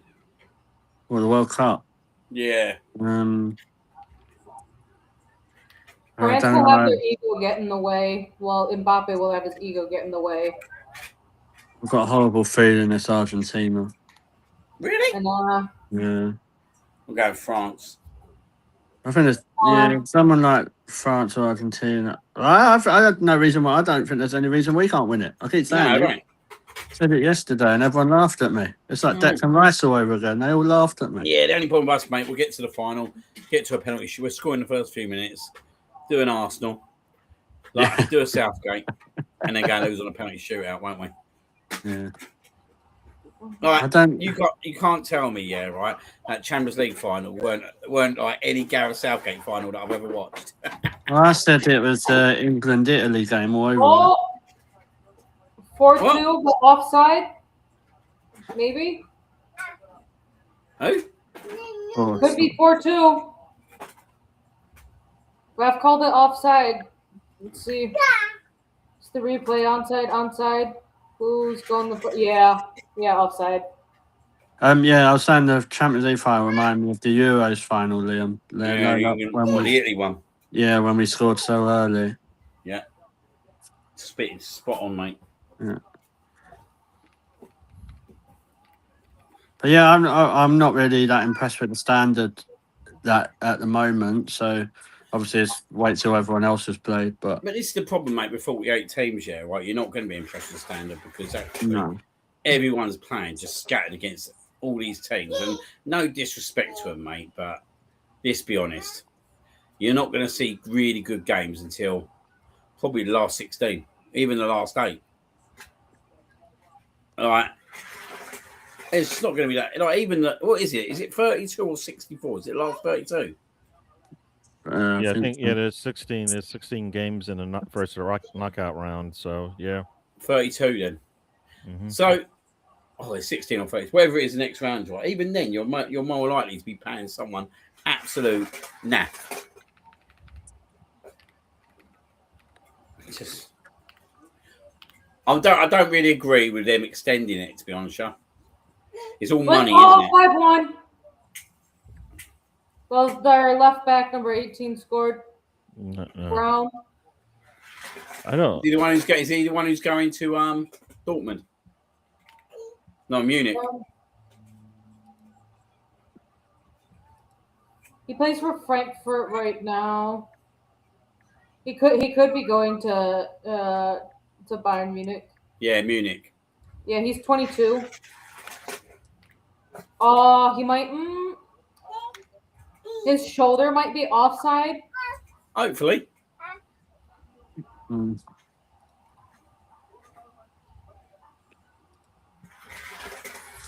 We'll see here in just a moment.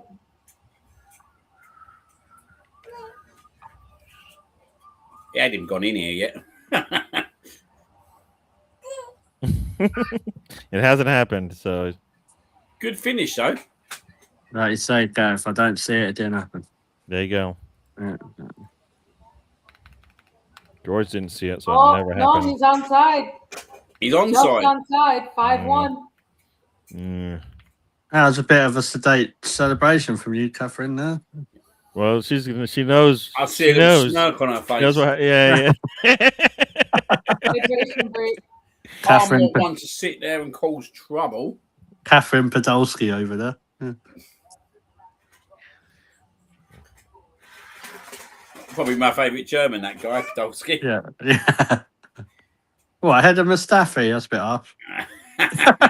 It's hard. I should put Mertesacker as number 1, really, shouldn't I? Trying to think, what other Germans have we had? Oh no, that's a dodgy ground. Thomas Eisfeld. Yeah. I was going to say Ozil, but maybe not. We are in a hydration break, everyone. Oh, for God's sake. Oh, yeah, he's on, isn't he? He's only just on. Yeah. What is this? Is this the third quarter? Mate, this is a joke, though, isn't it? Like, This is the end of the third quarter. Yeah, you've missed me ranting about this for the last few days there. this is not even enjoyable to watch, though, is it, really? Like, I know Catherine's enjoying it, but... No. But this just shows what, like you said, about the 48 teams. But look, tomorrow, Spain versus Cape Verde. Come on. That's a joke. If Spain don't spank them by about 5-6 goals, then there's something not right, isn't there? Yeah, who was the other one? I was thinking Switzerland versus Qatar was going to go that way, mate. To be honest, but that didn't. Well, if they can finish their dinner, mate, maybe so. Bloody hell. I mean, if you look at listen to your chat. If you look at the groups here, like most of the European teams are guaranteed to go through. It's ridiculous in terms of because of how many teams, how easier it is for the bigger nations to just walk it basically in the group stages. Because the What is it, Brian? Is it last 32 then?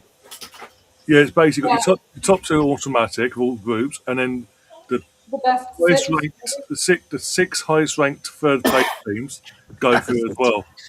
What a joke! So you've got to be absolutely atrocious not to get through. Like Scotland, basically, yeah. You said it, didn't you? I can technically say it, technically. Yeah. Oh, yeah. You can Where's this technical bit come from? Liam, he's the Joe Cole of international football. Mate, where's this bloody technical part come from? Never heard this before this year. 25%, aren't you, or something? Basically, yeah. Jesus. He's the Joe Cole. I'm a quarter Irish, Welsh, Scottish, and English. Sorry, he's like the Joe Cole. To that, I'm like 66% German and 30% Irish, and the remaining 3% is miscellaneous European. I'm going by immediate bloodline. Irish and Scottish on my mum's side, and the Welsh comes from my old man, and obviously I was born here in England, so. It's like Joe Cole. Rudiger has been subbed down for Pa, and Goretzka is coming on for someone else. Ram is coming on for Pavlovic. So Germany has now made 4 substitutions. Also, what I don't get, this whole hydration break is for the countries that are not used to the climate and all that, like this sort of humidity and all that. But yesterday, Morocco versus Brazil, you're not telling me Brazilians and South Africans, in this case, or North Africa, Morocco. Yeah. Either way, they're not used to this sort of weather conditions. Well, I think it's to keep things fair for all teams in the tournament, and that they're doing hydration breaks in every game instead of picking and choosing based off of the weather and which countries have been able to acclimate. I'm surprised they've whacked in some adverts. They have. Have they? Yeah. In the States, they have, yeah. Here in the UK. Well, that's the whole reason then, isn't it? Yeah, this is Trump all over, mate. Everyone's we're keeping politics out of this. We all know why. Mate, that's Trump all over. What a money man that guy is. He loves a bit of money, don't he? Yeah. I'm sorry he don't come out to Shane McMahon's music. Liam, this is a guy that got a peace prize, an award given to him by FIFA, and caused a war afterwards. The irony behind it. Liam's gonna get an award next season and cause a war on Twitter. Oh Jesus! Mate. I wish I knew what you were talking about. I have no clue what you're talking about at all. Yeah, of course you don't. I have no clue what you're talking about. Not that you live in that country, do you know what I mean? I don't know what you're talking about. You don't even know where I live. I know you was 30 miles from one of the games. George, I thought you were on my side here. Yeah, but I didn't say what one, did I? I sent my mate Billy on you. Billy and Bobby are going to turn up at the door like the Mitchell brothers. Knock, knock. You in there? Or the Cray twins. I tell you what, I reckon old Billy's definitely Phil Mitchell. Yeah. Go on, Curaçao. Go on. Oh, cuts between two, cross in. No one is there. No one is making that run. Wow. They probably have only played 5 games. Oh, God, no. Sorry, BX, but no. No. This is a political free zone, everyone. So, are we putting BX on the list for that comment there? Yes. I don't know. Why? What did he say? I'll read it. So, happy birthday to my fearless leader. It's not Arteta's birthday, is it?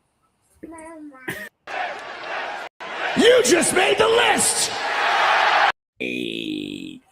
Curaçao had a nice shot there. Say goodnight. No night, mate. Good night. I said goodnight. He's saying goodnight to Sarah to make out like she's going to bed. Come on. Yeah, they're going to say Yeah, goodnight to you as well. Say goodnight. Say night night. Good night. I'm going to bed soon, Billy. No, no. Say night night. Oh, say the night. Say the night. Yeah, no. Right, now go to bed.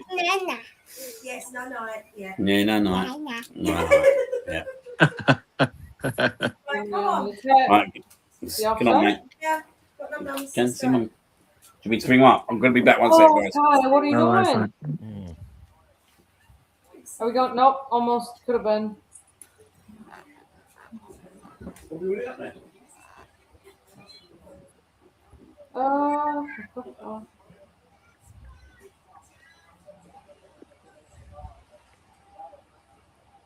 Germany back on the attack. And they're passing backwards. Now driving forward, well, driving to the side.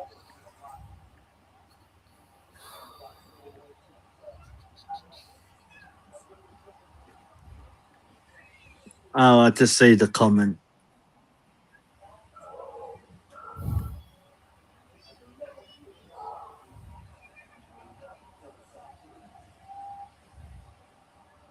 Kai You with see, the cutback but, cross. Niche, take the shot. Nope. 6-1. Yeah. No, this isn't even competitive. How can this be on a World Cup? Oh, I don't know. There we go.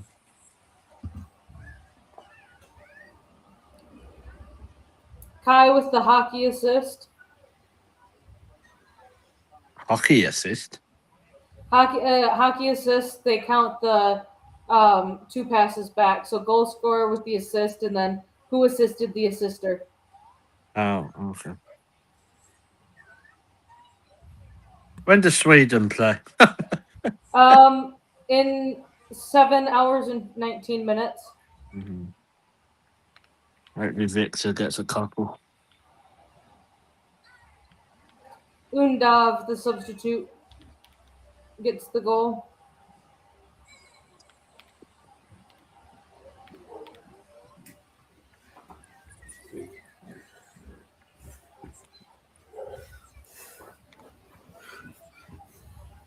It's a sick. Who scored? Undav. They're a joke, aren't they? That's why I say it's not even competitive. No, it's not. Which is that, like, you know what? Probably for them, this is brilliant. But being at the World Cup, I mean, but it's just not. Just stat padding, innit? So do you know there's only one player from that whatever they're called that's actually from the island? Yeah, that's it. There's a lot of French players that were born in France that are playing for different countries. I think Curaçao is one of them. DR Congo's another. Senegal's got a few. I think. Yeah. They're known for that, though, aren't they? He's got some. Should we have a little chat about Arsenal? What, champions? Yeah, you know, the team that finished top of the Premier League. You know. Day 21. You know, 5 games. Hey, you know what? When it's the A360 plus, then then we'll stop talking. And even then, we won't stop. I won't, Gary. I'll carry it on. I like it. Even if we get to 1,000. You know what? If you can claim any of your trophies that Arsenal hasn't gotten in the last 22 years, then we can claim this for at least another 22 years. Mate, I want to be winning it next year. No, I'm with you. I'm with you. Back to back would be nice. Back Yeah, to back do the right trophies business, mate. Would be nice. Treble. Do you know what, mate? All jokes aside, that Moroccan kid, mate, I'll be all over that, mate.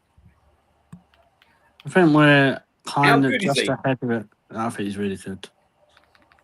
We was meant to get him go for him last summer, and then Berta and that spoke to the team. Is it Lille? Where he's at?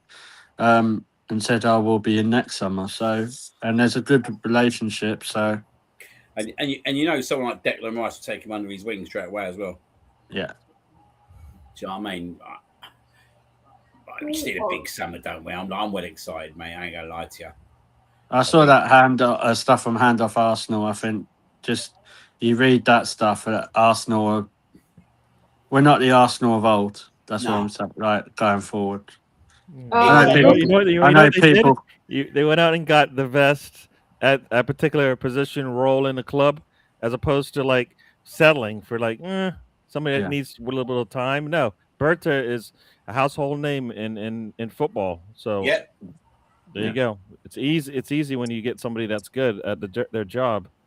What I like, what they think? said as well, is that they're going to go for multiple players, agreed personal term with multiple players, and then they'll pick what's right for the club. We're not just going for one plan. That's it. Undav might be a little bit too old. He's 29 for Arsenal.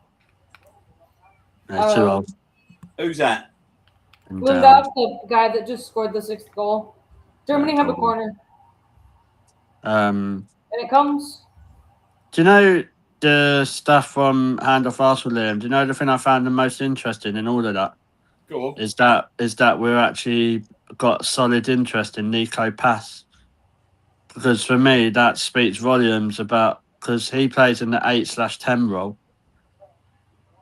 And not many people are looking at that, why Arsenal have gone for looking at someone like that. I just wonder about Erdegaard. If someone came in, I don't know. I'm not saying he does. I think there's a big sale going to happen that we're not expecting. Yeah, I just wonder if someone come in 90 mil or 80 mil. I don't think you could. Oh, mate, if someone come in that, mate, Erdegaard, I'll be snapping their hand off for it, mate. Yeah. Like.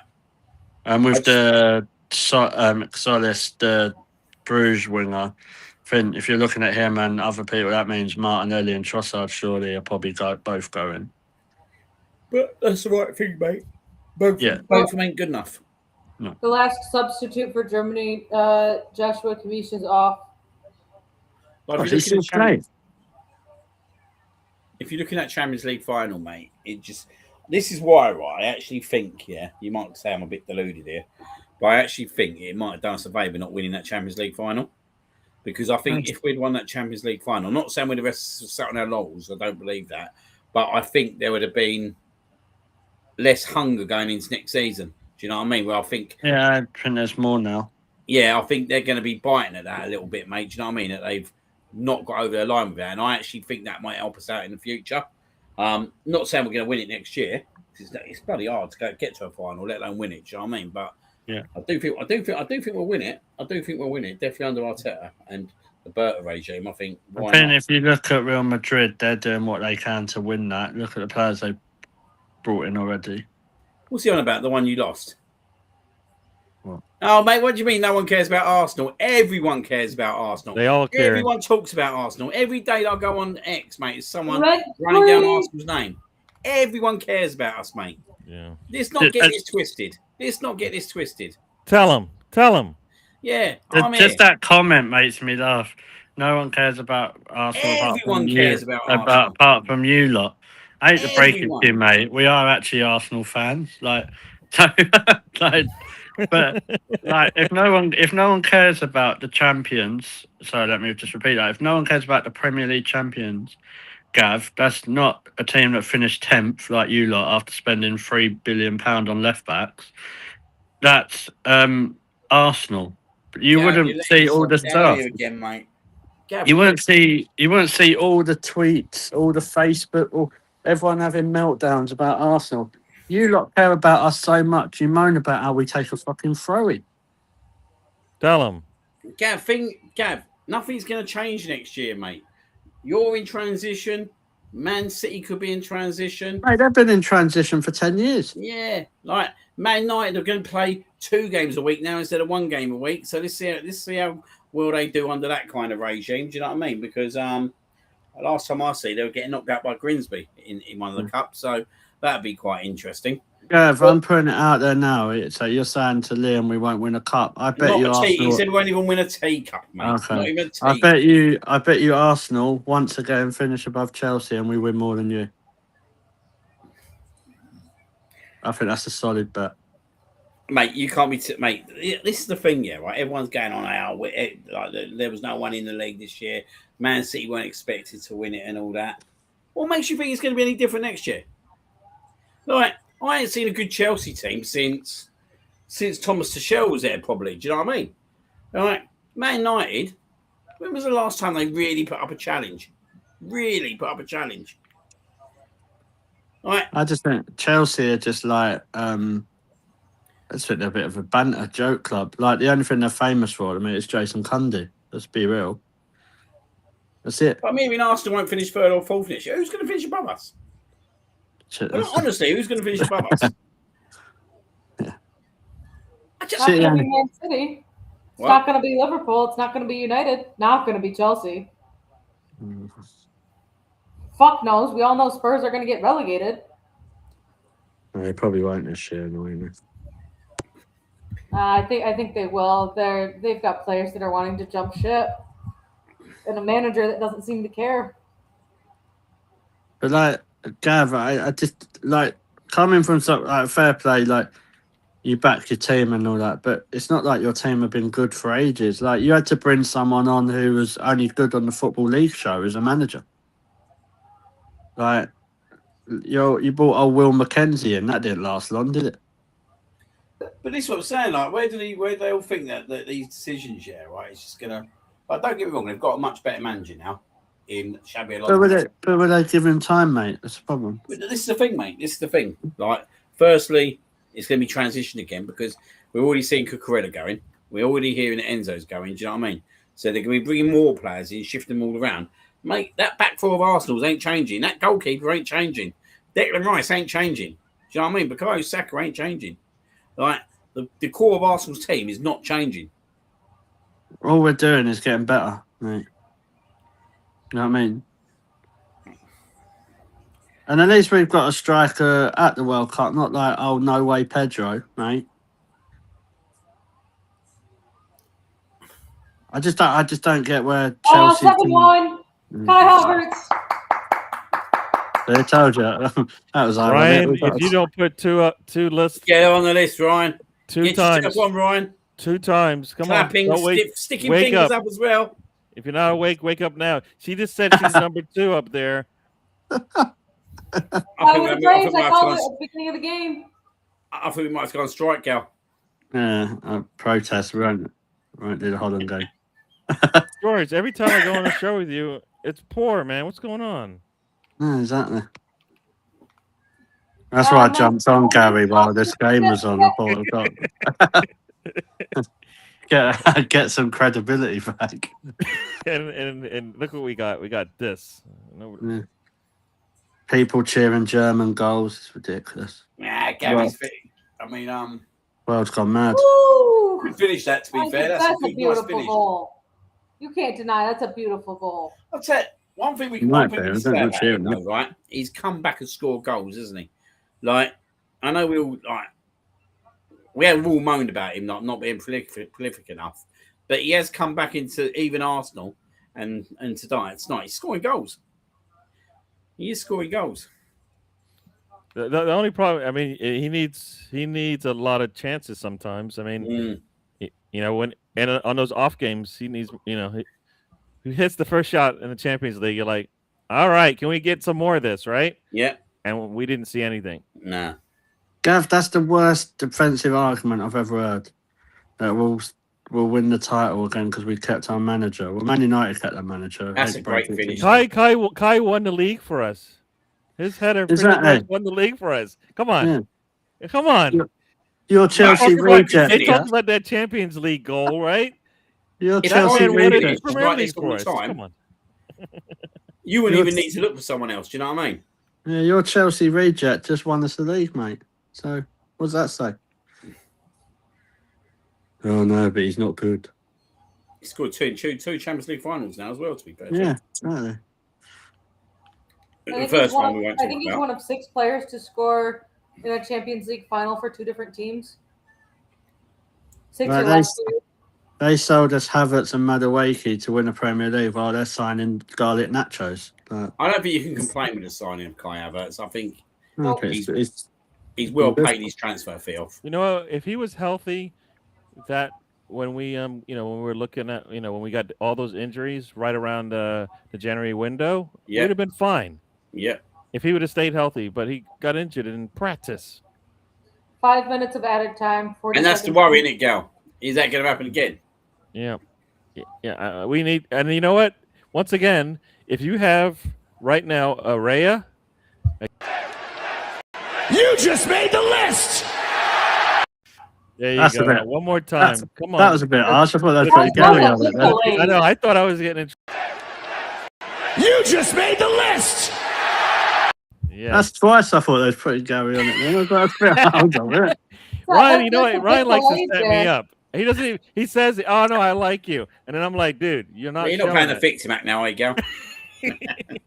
No, he's not a Liverpool fan. Do you think we should give Balogun more of a chance at Arsenal? No. No, it was too Got good early. money We for didn't him. have. We needed a striker, so we didn't get one until Kai and Mikel Moreno, basically, right? Can I just clarify that he plays like Balogun? He might have started well in the World Cup, but he Mate, was we can't playing- complain of the money we got for Balogun. no, but he is playing for an AS Monaco team that finished 7th. Oh, So, Praga have a there's- throw in. There's a lot of different levels. We got good money for him. I'm well happy with the money we got for I him. don't think you can complain with that.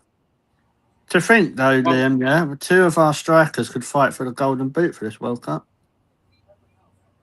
Yeah. And Kai and Victor.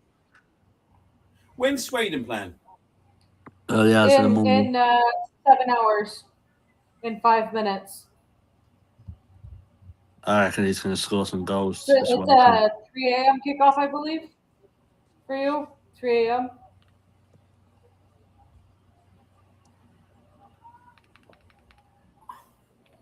Ref cam view of Kai's goal is pretty cool. Pretty cool.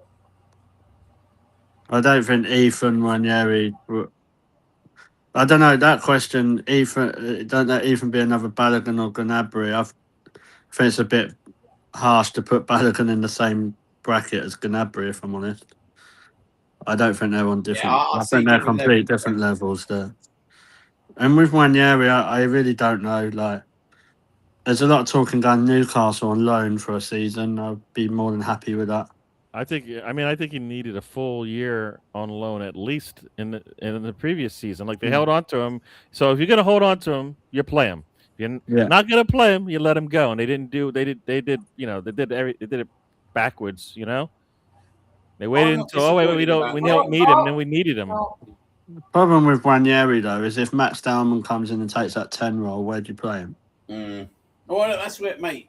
I think longer term he will have that role, but I do think short initial term. Maybe on the right, because he played okay on the right when Saka was in and out. If you know, like, was it the Leeds game? Sorry, Mr. Tommy will probably come out and attack me now. But yeah, Ranieri when Saka wasn't playing, I thought he'd done all right on the right. I mean, I'd like to see him more than Noni. You know what I mean? I just think it's hard, mate, to try and blood in two players of that, like 3 players of that age when you look at Skelly as well. Like, I just think it's really hard for Arteta to do that and still remain competitive to win leagues. You know what I mean? So I think something has to give, and I just worry about one area. Does something give there? No, you know what? This team doesn't have the time. No, that's what I'm saying.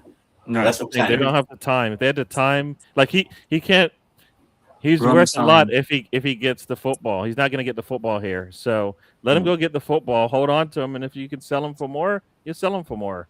But Yeah. I think you know what? Don't give up on it just yet because we don't know how Max is going to play out either. I mean, he's 16, so.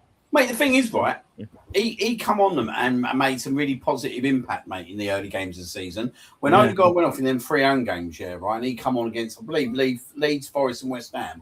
Yeah. Mate, he looked good in every one of them games, mate. He didn't let the team down. He didn't let himself down. He played well. But like you say, we're in a situation, right, where we was going for a title at that point, and now we're champions. We're going for like the very, very best players now. Do you know what I mean? So it's very hard for Arteta to blood all these youngsters in. And fair play to him. Like he showed the balls to do it with Skelly. Do you know what I mean? In the back end of the season, but it's not But easy. I think a year in football is a long time as well. So if 1 year he was playing week in, week out in a Premier League team or whoever for another year while on loan, you reassess it. Martin Odegaard and Eze are a year older by the time next summer comes up. No one knows what's going to go on with that. But what if we go and buy Morgan Rogers? But I think that's what I mean. So, but then That's what I wouldn't mean. I think Rogers plays on the left though predominantly. I think he's got the ability to play wherever. Really. But wait, so Yeah. who is our who plays in the middle to give us something on the attack? Then who starts? Fun. Who's starting for us in the midfield that's going to give us something in the way of an attack? Creative player who's our attacking mid. What is it? Whatever you want to call it. What, number 10 role? Yeah. What? Who's going to play that role? Yeah. See, I don't see Odie. I don't really see where we go with Odegaard at the moment, unless he goes more back into midfield into a more of a kind of a deep line playmaker role. Yeah. That's the only thing I can see about Odegaard. I just don't see. Is he actually good for this team? For a team that's won the league and a team that's gone to, I know he played and stuff, but is he? Do you know what my problem was, mate, with the Champions League final? He made one mistake. In my opinion, he made one mistake. He should have started Eze, and he should have brought on Odegaard. I think Odegaard's a really good finisher in games, and I think we've seen that in the second half of the season. Also, let's be honest, I'd have rather had Odegaard stepping up for a penalty than Eze. Do you know what I mean? All day long. And I just see Odegaard's role at the moment, mate, like the West Ham game where he come on and done what he did. I think he's a really good finisher. I'm just not sure about 90 minutes, mate, and starting off games, but is he going to be happy with that? I can't think he's going to be. And when he's captain as well, that's another question, isn't it? I think that's something that needs to change. I think Odegaard needs to honestly not be captain. Yeah. There have been more times this season when Odegaard has been on the pitch and Declan Rice has been the one that's been going to the referee to talk, which he's the captain. Is not allowed. Yeah. Yeah, but you could say that about other people. Like you could say that even about the women's team. That Kim Little does that. So I don't think that should be wired. I think it's a bit harsh if you just won the title and then you say to Odegaard, "Oh, sorry, mate." No, they've created a situation where the only way he won't be the captain of Arsenal if he's sold. He has to be sold. I mean, that's the only way. He has to be not happy here. Yeah. He's going to have to be unhappy with whatever the next steps are. That's why I'm asking who's going to start. Is Erdogan going to start, or is Eze going to start right now? You know what I mean? And who should start? And then if you do mate, I still think it's a hard one.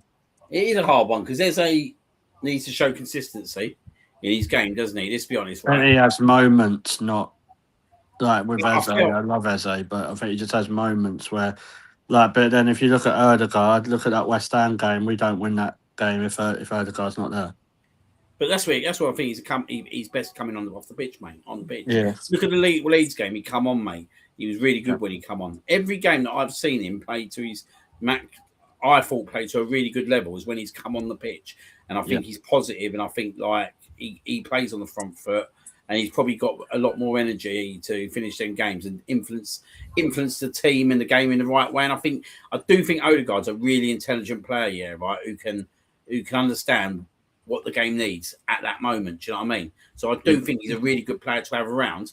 I just don't see him starting unless he reverts into a more deep line playmaker role, which I can't see that happening because actually we know what Arteta wants. And if he does that, then you're potentially looking at someone like Skelly's role not being there. And I want to see Skelly in that team because I just think he plays. I think Arteta can see that as well because if you look at if you believe what you read, we're looking at people like Nico Pass and Morgan Rogers who both can play a 10 role. If Berta's who we think he is, there's no way Berta's looking at Skelly going, he can start for you in the Champions League final, or he can start with you with the last 5 games of the season on the line, and you don't think he's not a starter for us? You know what I mean? Yes. Like what? I mean, I mean, he's showing you that you know what. And supposedly he wasn't playing because they wanted to make sure he was right. You know, he'd done all the training in practice and be ready to go, and he looked the part, right? So Yeah. there's nothing they needed. Like you have your answer. There you go. Rice and Skelly in the midfield. Figure out who they play with and go from there, right? If somebody Yeah. comes, if they go and get somebody better, that means they're spending more money in a position that we don't need right now. See, I think it's Rogers. I think Rogers plays in that 10 role. Yeah. I don't think he starts on the left. I think he plays in that 10 role. And then you have the Greek one that they're looking at. We said the same think thing we- I think about we get we said the two same left thing wingers, about Eza though, right? You said Eza. That's we're bringing him in to play on the left. If you really wanted to bring him in, you just play him at the 10 and let him, have fun with the defense behind him. I think I think if we potentially get two wingers in, I think we do get two wingers in, mate. I think that the guy that we're going to get in from Bruges, I think he pretty much is going to be like a really strong squad player, and that he fits the Trossard mold, doesn't he? Like, he does fit that mold. But then, I still don't think there's. I think there's concrete rumours in Barcola. I think we definitely want him because obviously HOA's come out and done his spiel on it. So we definitely want another left winger. Do you know what I mean? Whether it's him or not, I don't know. But I like Barcola, and I think Barcola has got a big ceiling, right? But I think it could go two ways.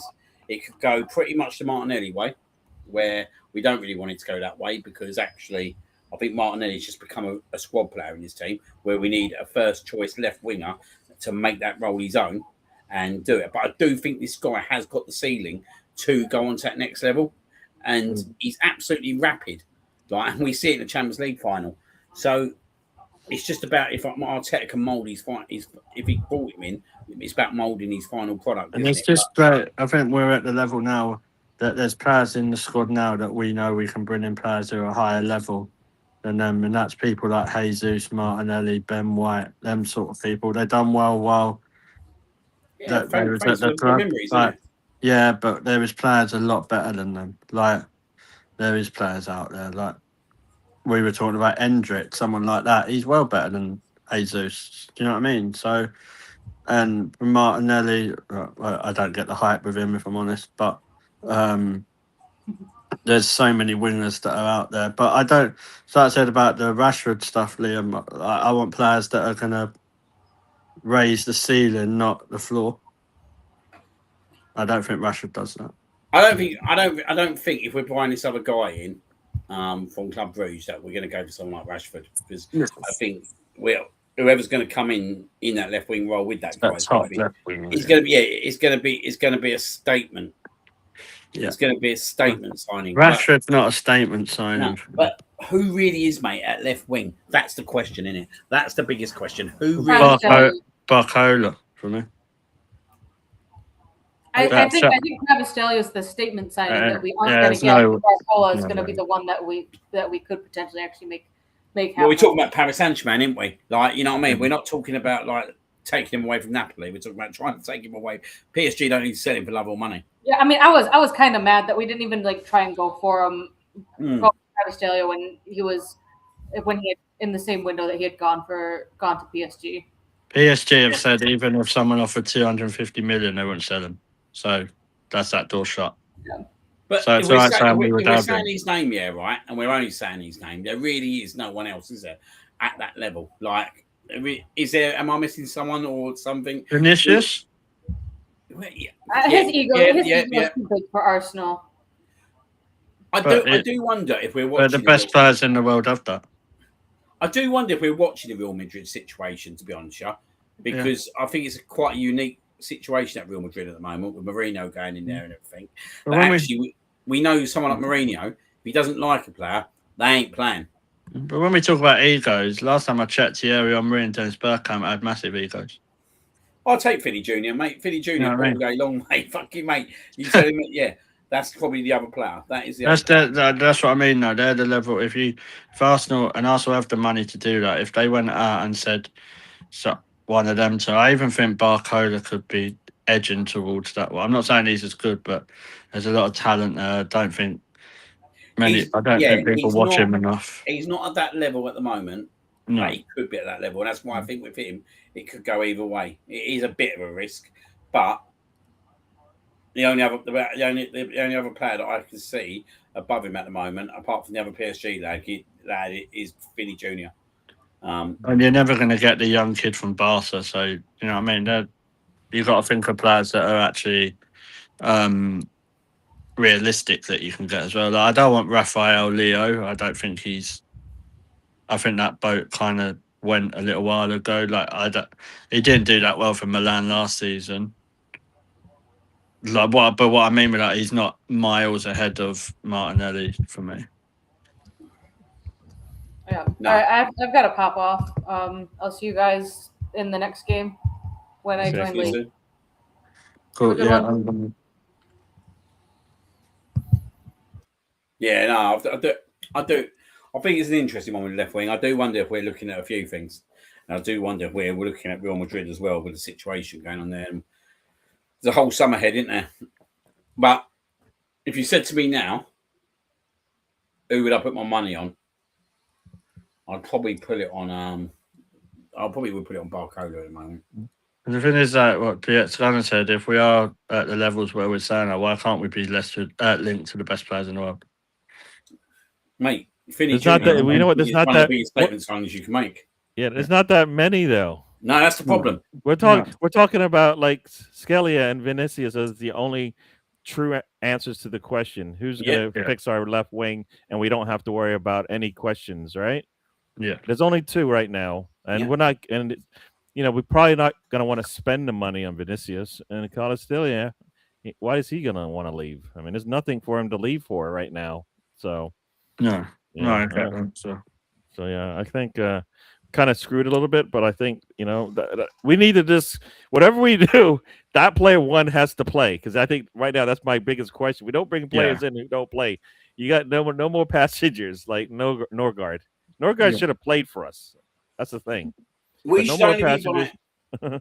we should only be bringing players in, right? They're not going to play in the first team if they're young and they've got a massive ceiling. Do you know what I mean? Like the days of squad players to bring in are over with, mate. Do you know what I mean? You buy a player to strengthen the team, which means you buy a player who's potentially going to replace someone. So, like Timber did with Ben White. Do you know what I mean? We brought Timber in. Ben White weren't doing anything wrong, but he brought Timber in to raise the level. Do you know what I mean? Same at left back with Hincapié and Calavori. Do you know what I mean? So, for me, whoever comes in now, I look at the Moroccan guy and I think, do you know what? I'd accept that because the geezer's got such a massive ceiling. I'd accept that. But anyone else, mate, that comes in, they need to be going into his first team. We don't even know what this Leicester winger though. He's a left winger. Like, I'm not saying he starts, but what I'm saying is he's only 16. Yeah. If he hits the ground running, like in 3 or 4 years' time, he'll take over from whoever the new wingers we're getting. So do you know what I mean? But I do agree with Gary. Whoever the left winger is has to be someone who's starting. Like it can't just be someone who's there. Can't be there's someone there to make the numbers up. And this guy who's coming in is not the answer, mate. Do you know what I mean? And not in a disrespectful way. He's there to compete and obviously compete to a good level. Yeah, that's it. But think about it. Think about it right now. If somebody comes in, and right now we know as far as left wings, I'd rather see Morgan Rogers as a play left wing, right? If we're not going to fix that position, right? Because I know I have a creative player out there on top of whoever plays 10, if that's Erdogan or whatever whoever that play is, right? Or even Dauman on those days when we want to use him. But I just think it's going to be tough if you're not going to want to spend the money, right? The problem is now, Gal, the only way you bet this team is by getting literally elite first team players in it, innit? It's the only way you bet this team now. Like sticking someone on the bench who might be as good as Martinelli or slightly better than Martinelli is not going to cut it, is it? Like we have to fix the big issues, and the big issues are literally left wing. I do think the number 10 role is a big debatable role, because actually, if we're both sitting here, or all three of us sitting here, saying who would we play, Odegaard or Eze, and we're pretty much mixed in it all, that tells me actually we probably need a number 10. Yeah. longer term, which is Morgan Rogers, in my opinion. Do you know what I mean? That's why I think it's Morgan Rogers, because we're all sitting here debating here saying, "Oh God, we should He'd be the most expensive player we bought at that position in the last and since Arteta's been here, right? Yeah, or if they sign Nico Pass from Real Madrid, Yeah, the one who's been at Como with Fabregas, like what everyone's forgetting as well. They can't keep all them players. They've just bought. It looks like they're buying Bernardo Silva. They've got Camavinga, Chouameni, Bellingham, Valverde. You know what I mean? They can't. They can't all play. So if someone like Nico Pass, if Arsenal did get him, could work like like what happened with Odegaard before. But then I don't know. I think you're right though, Liam. I think a big transfer is going to happen that probably we're not not aware of. It's the only way we're going to get better. It's the only way we're going to win the Champions League. We're not going to win the Champions League by just bringing Marcus Rashford in and playing him left wing. Do you know what I mean? No. And that's no disrespect to Marcus Rashford, because I quite like him as a player. But actually, if we want to go win the Champions League now, mate, we need to rectify. Because let's be honest here, right? Trossard was out of the races, and he weren't the only one. It was out of the races against PSG, and there's levels, isn't there? When you get to a Champions League final, there's absolute levels. Do you know what I mean, to this game? And I think you could see that in terms of the style of play. I don't think it's going to be a long time in the future where we're saying, "Oh, Saka's fighting for his position." Could be saying at the back. We could be saying, yeah. I mean, unless he comes back healthy, which he's never going to do, because he's going to play this summer. He won't look good until next season if he gets a rest in the summer. And based on the way that we play him, like in my eyes, right now he comes back from the World Cup. He don't play again until like October, like on a regular, like where he's our legit starter, number one player coming off, on the right wing. Until because he needs to recover. He'll never recover, and if he does get to recover, and the injury's too severe, and he'll never get what he had, then you have your answer, and then you go from there. But pushing him out there when he looks the way he does right now, you don't even know if he'll ever get back to form. No. I think. That's the easy and tough answer to the question. Let him rest, and then figure it out. I mean, get somebody in that pushes him, legitimate pushes him, right? Right or left wing, it doesn't even matter, because we've got them both covered. Right now we could cover it with Martinelli on the right if we wanted to, right? Oh, what's going on here? Just stop reminding Gav who's the champions of England and who's 10th. It's gonna. I'm not sure. Apparently, the talks didn't go that well with Mourinho and Pass, so that could be something. And it looks like they're going to go for Matthias Fernandes as well. So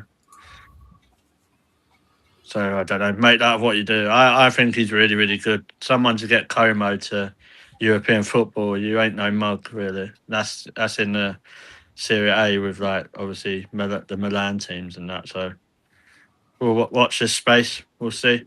I'm not sure. I'm assuming he's at the World Cup, so we might be able to see some of him. I'm quite interested, with players going out. To be fair, because I think there is scope for potentially a transfer going out that we're not really kind of foreseeing as much. So Gav reckons Chelsea are getting Nkapia. So no, that ain't happening. Double money. That's just Gav being Gav. But no, I do think though, with the amount of players we're going to look to kind of bringing in key positions, and we're looking to bring two left wingers in. Yeah, I do think there's going to be some scope in terms of players going out, and I am looking at that number 10 and thinking, do you know what? I think it's going to be interesting, the Odegaard situation throughout the summer. If he does stay, what's his role going to be in the team? Because is he going to be a first team starter? Does he look to kind of? Because we know with Arteta as well. It's something I say about Arteta. Arteta does revolve his game, don't he? So he does revolve the system. Is he going to revolve again? Because I'm guessing once we get better attacking players in, we're not going to play to that kind of level, mate, week in, week out. Do you know what I mean? We know we're going to be strong defensively. We know we're going to have a strong centre midfield, but we're not going to play to how we was playing this season. If you get better attacking players in, mate, you play to their strengths, don't you? So I would expect Arteta to kind of revolve again and kind of change our playing system. Yeah, I agree. Yeah. And I hope he does, because Look, we got over the line, but we all want to watch us play better football, don't we? At the end of the Yeah. Yeah. Oh dear. day. I like shit housing my way through fucking games. Don't get me wrong, it's brilliant and it pisses everyone off. Yeah, just not every week. Though. I don't think emotionally it's done me the world of good. No. Oh dear. All right then, guys. I'll catch up with you soon. Yeah, no worries, George. So, George Wood, See you later, mate. Take care. mate. Yeah, and I think on that note, we'll get ourselves out of it because I've got to literally go again live in about 25 minutes for Netherlands versus Japan. I think well, I hope it's a decent game. What are the odds? You've had all the goals. I get 0-0s now, first of the night. And we didn't like it. We're even not like it. here to see Germany bang 7 goals in. Sadly. You guys didn't like it, but the other American did. I don't know who you're talking about. we definitely got a secret. Do you have a name for that person? Because I don't know. Catherine. Nope, That's the one. nope, don't know it. Haven't never heard that. Have you heard that name before? Never Liam? in a million years, mate. See, nobody's heard of it. You must got some. This must be some new friend you brought on to the channel and didn't let us know. Oh dear. But yes, we've got obviously thanks to Catherine, George, Gary, and Liam. And thankfully, we've got your microphone fixed and sorted now. Touch wood. No more issues there. Yeah. Yeah. I don't know. Is anyone going to be around for the next one or not? I I'll see if I got can push some. my Yeah, luck. I got going out with the boss, so I'll I'll be let out you know, mate. till late. I Maybe. know. I just thought I'd ask because again, I've ditches on there. Get everything up, but yeah. Yeah, so back in about 25 minutes for that for the Netherlands one. If you haven't already, hit the like button, subscribe, and all that jazz. As I say, massive thanks to the guys for filling in for me for this shift. It is a shift. It feels like this World Cup because the quality's been lacking massively. Yeah, I'll see you soon. And as always, come on, England. Mm-hmm.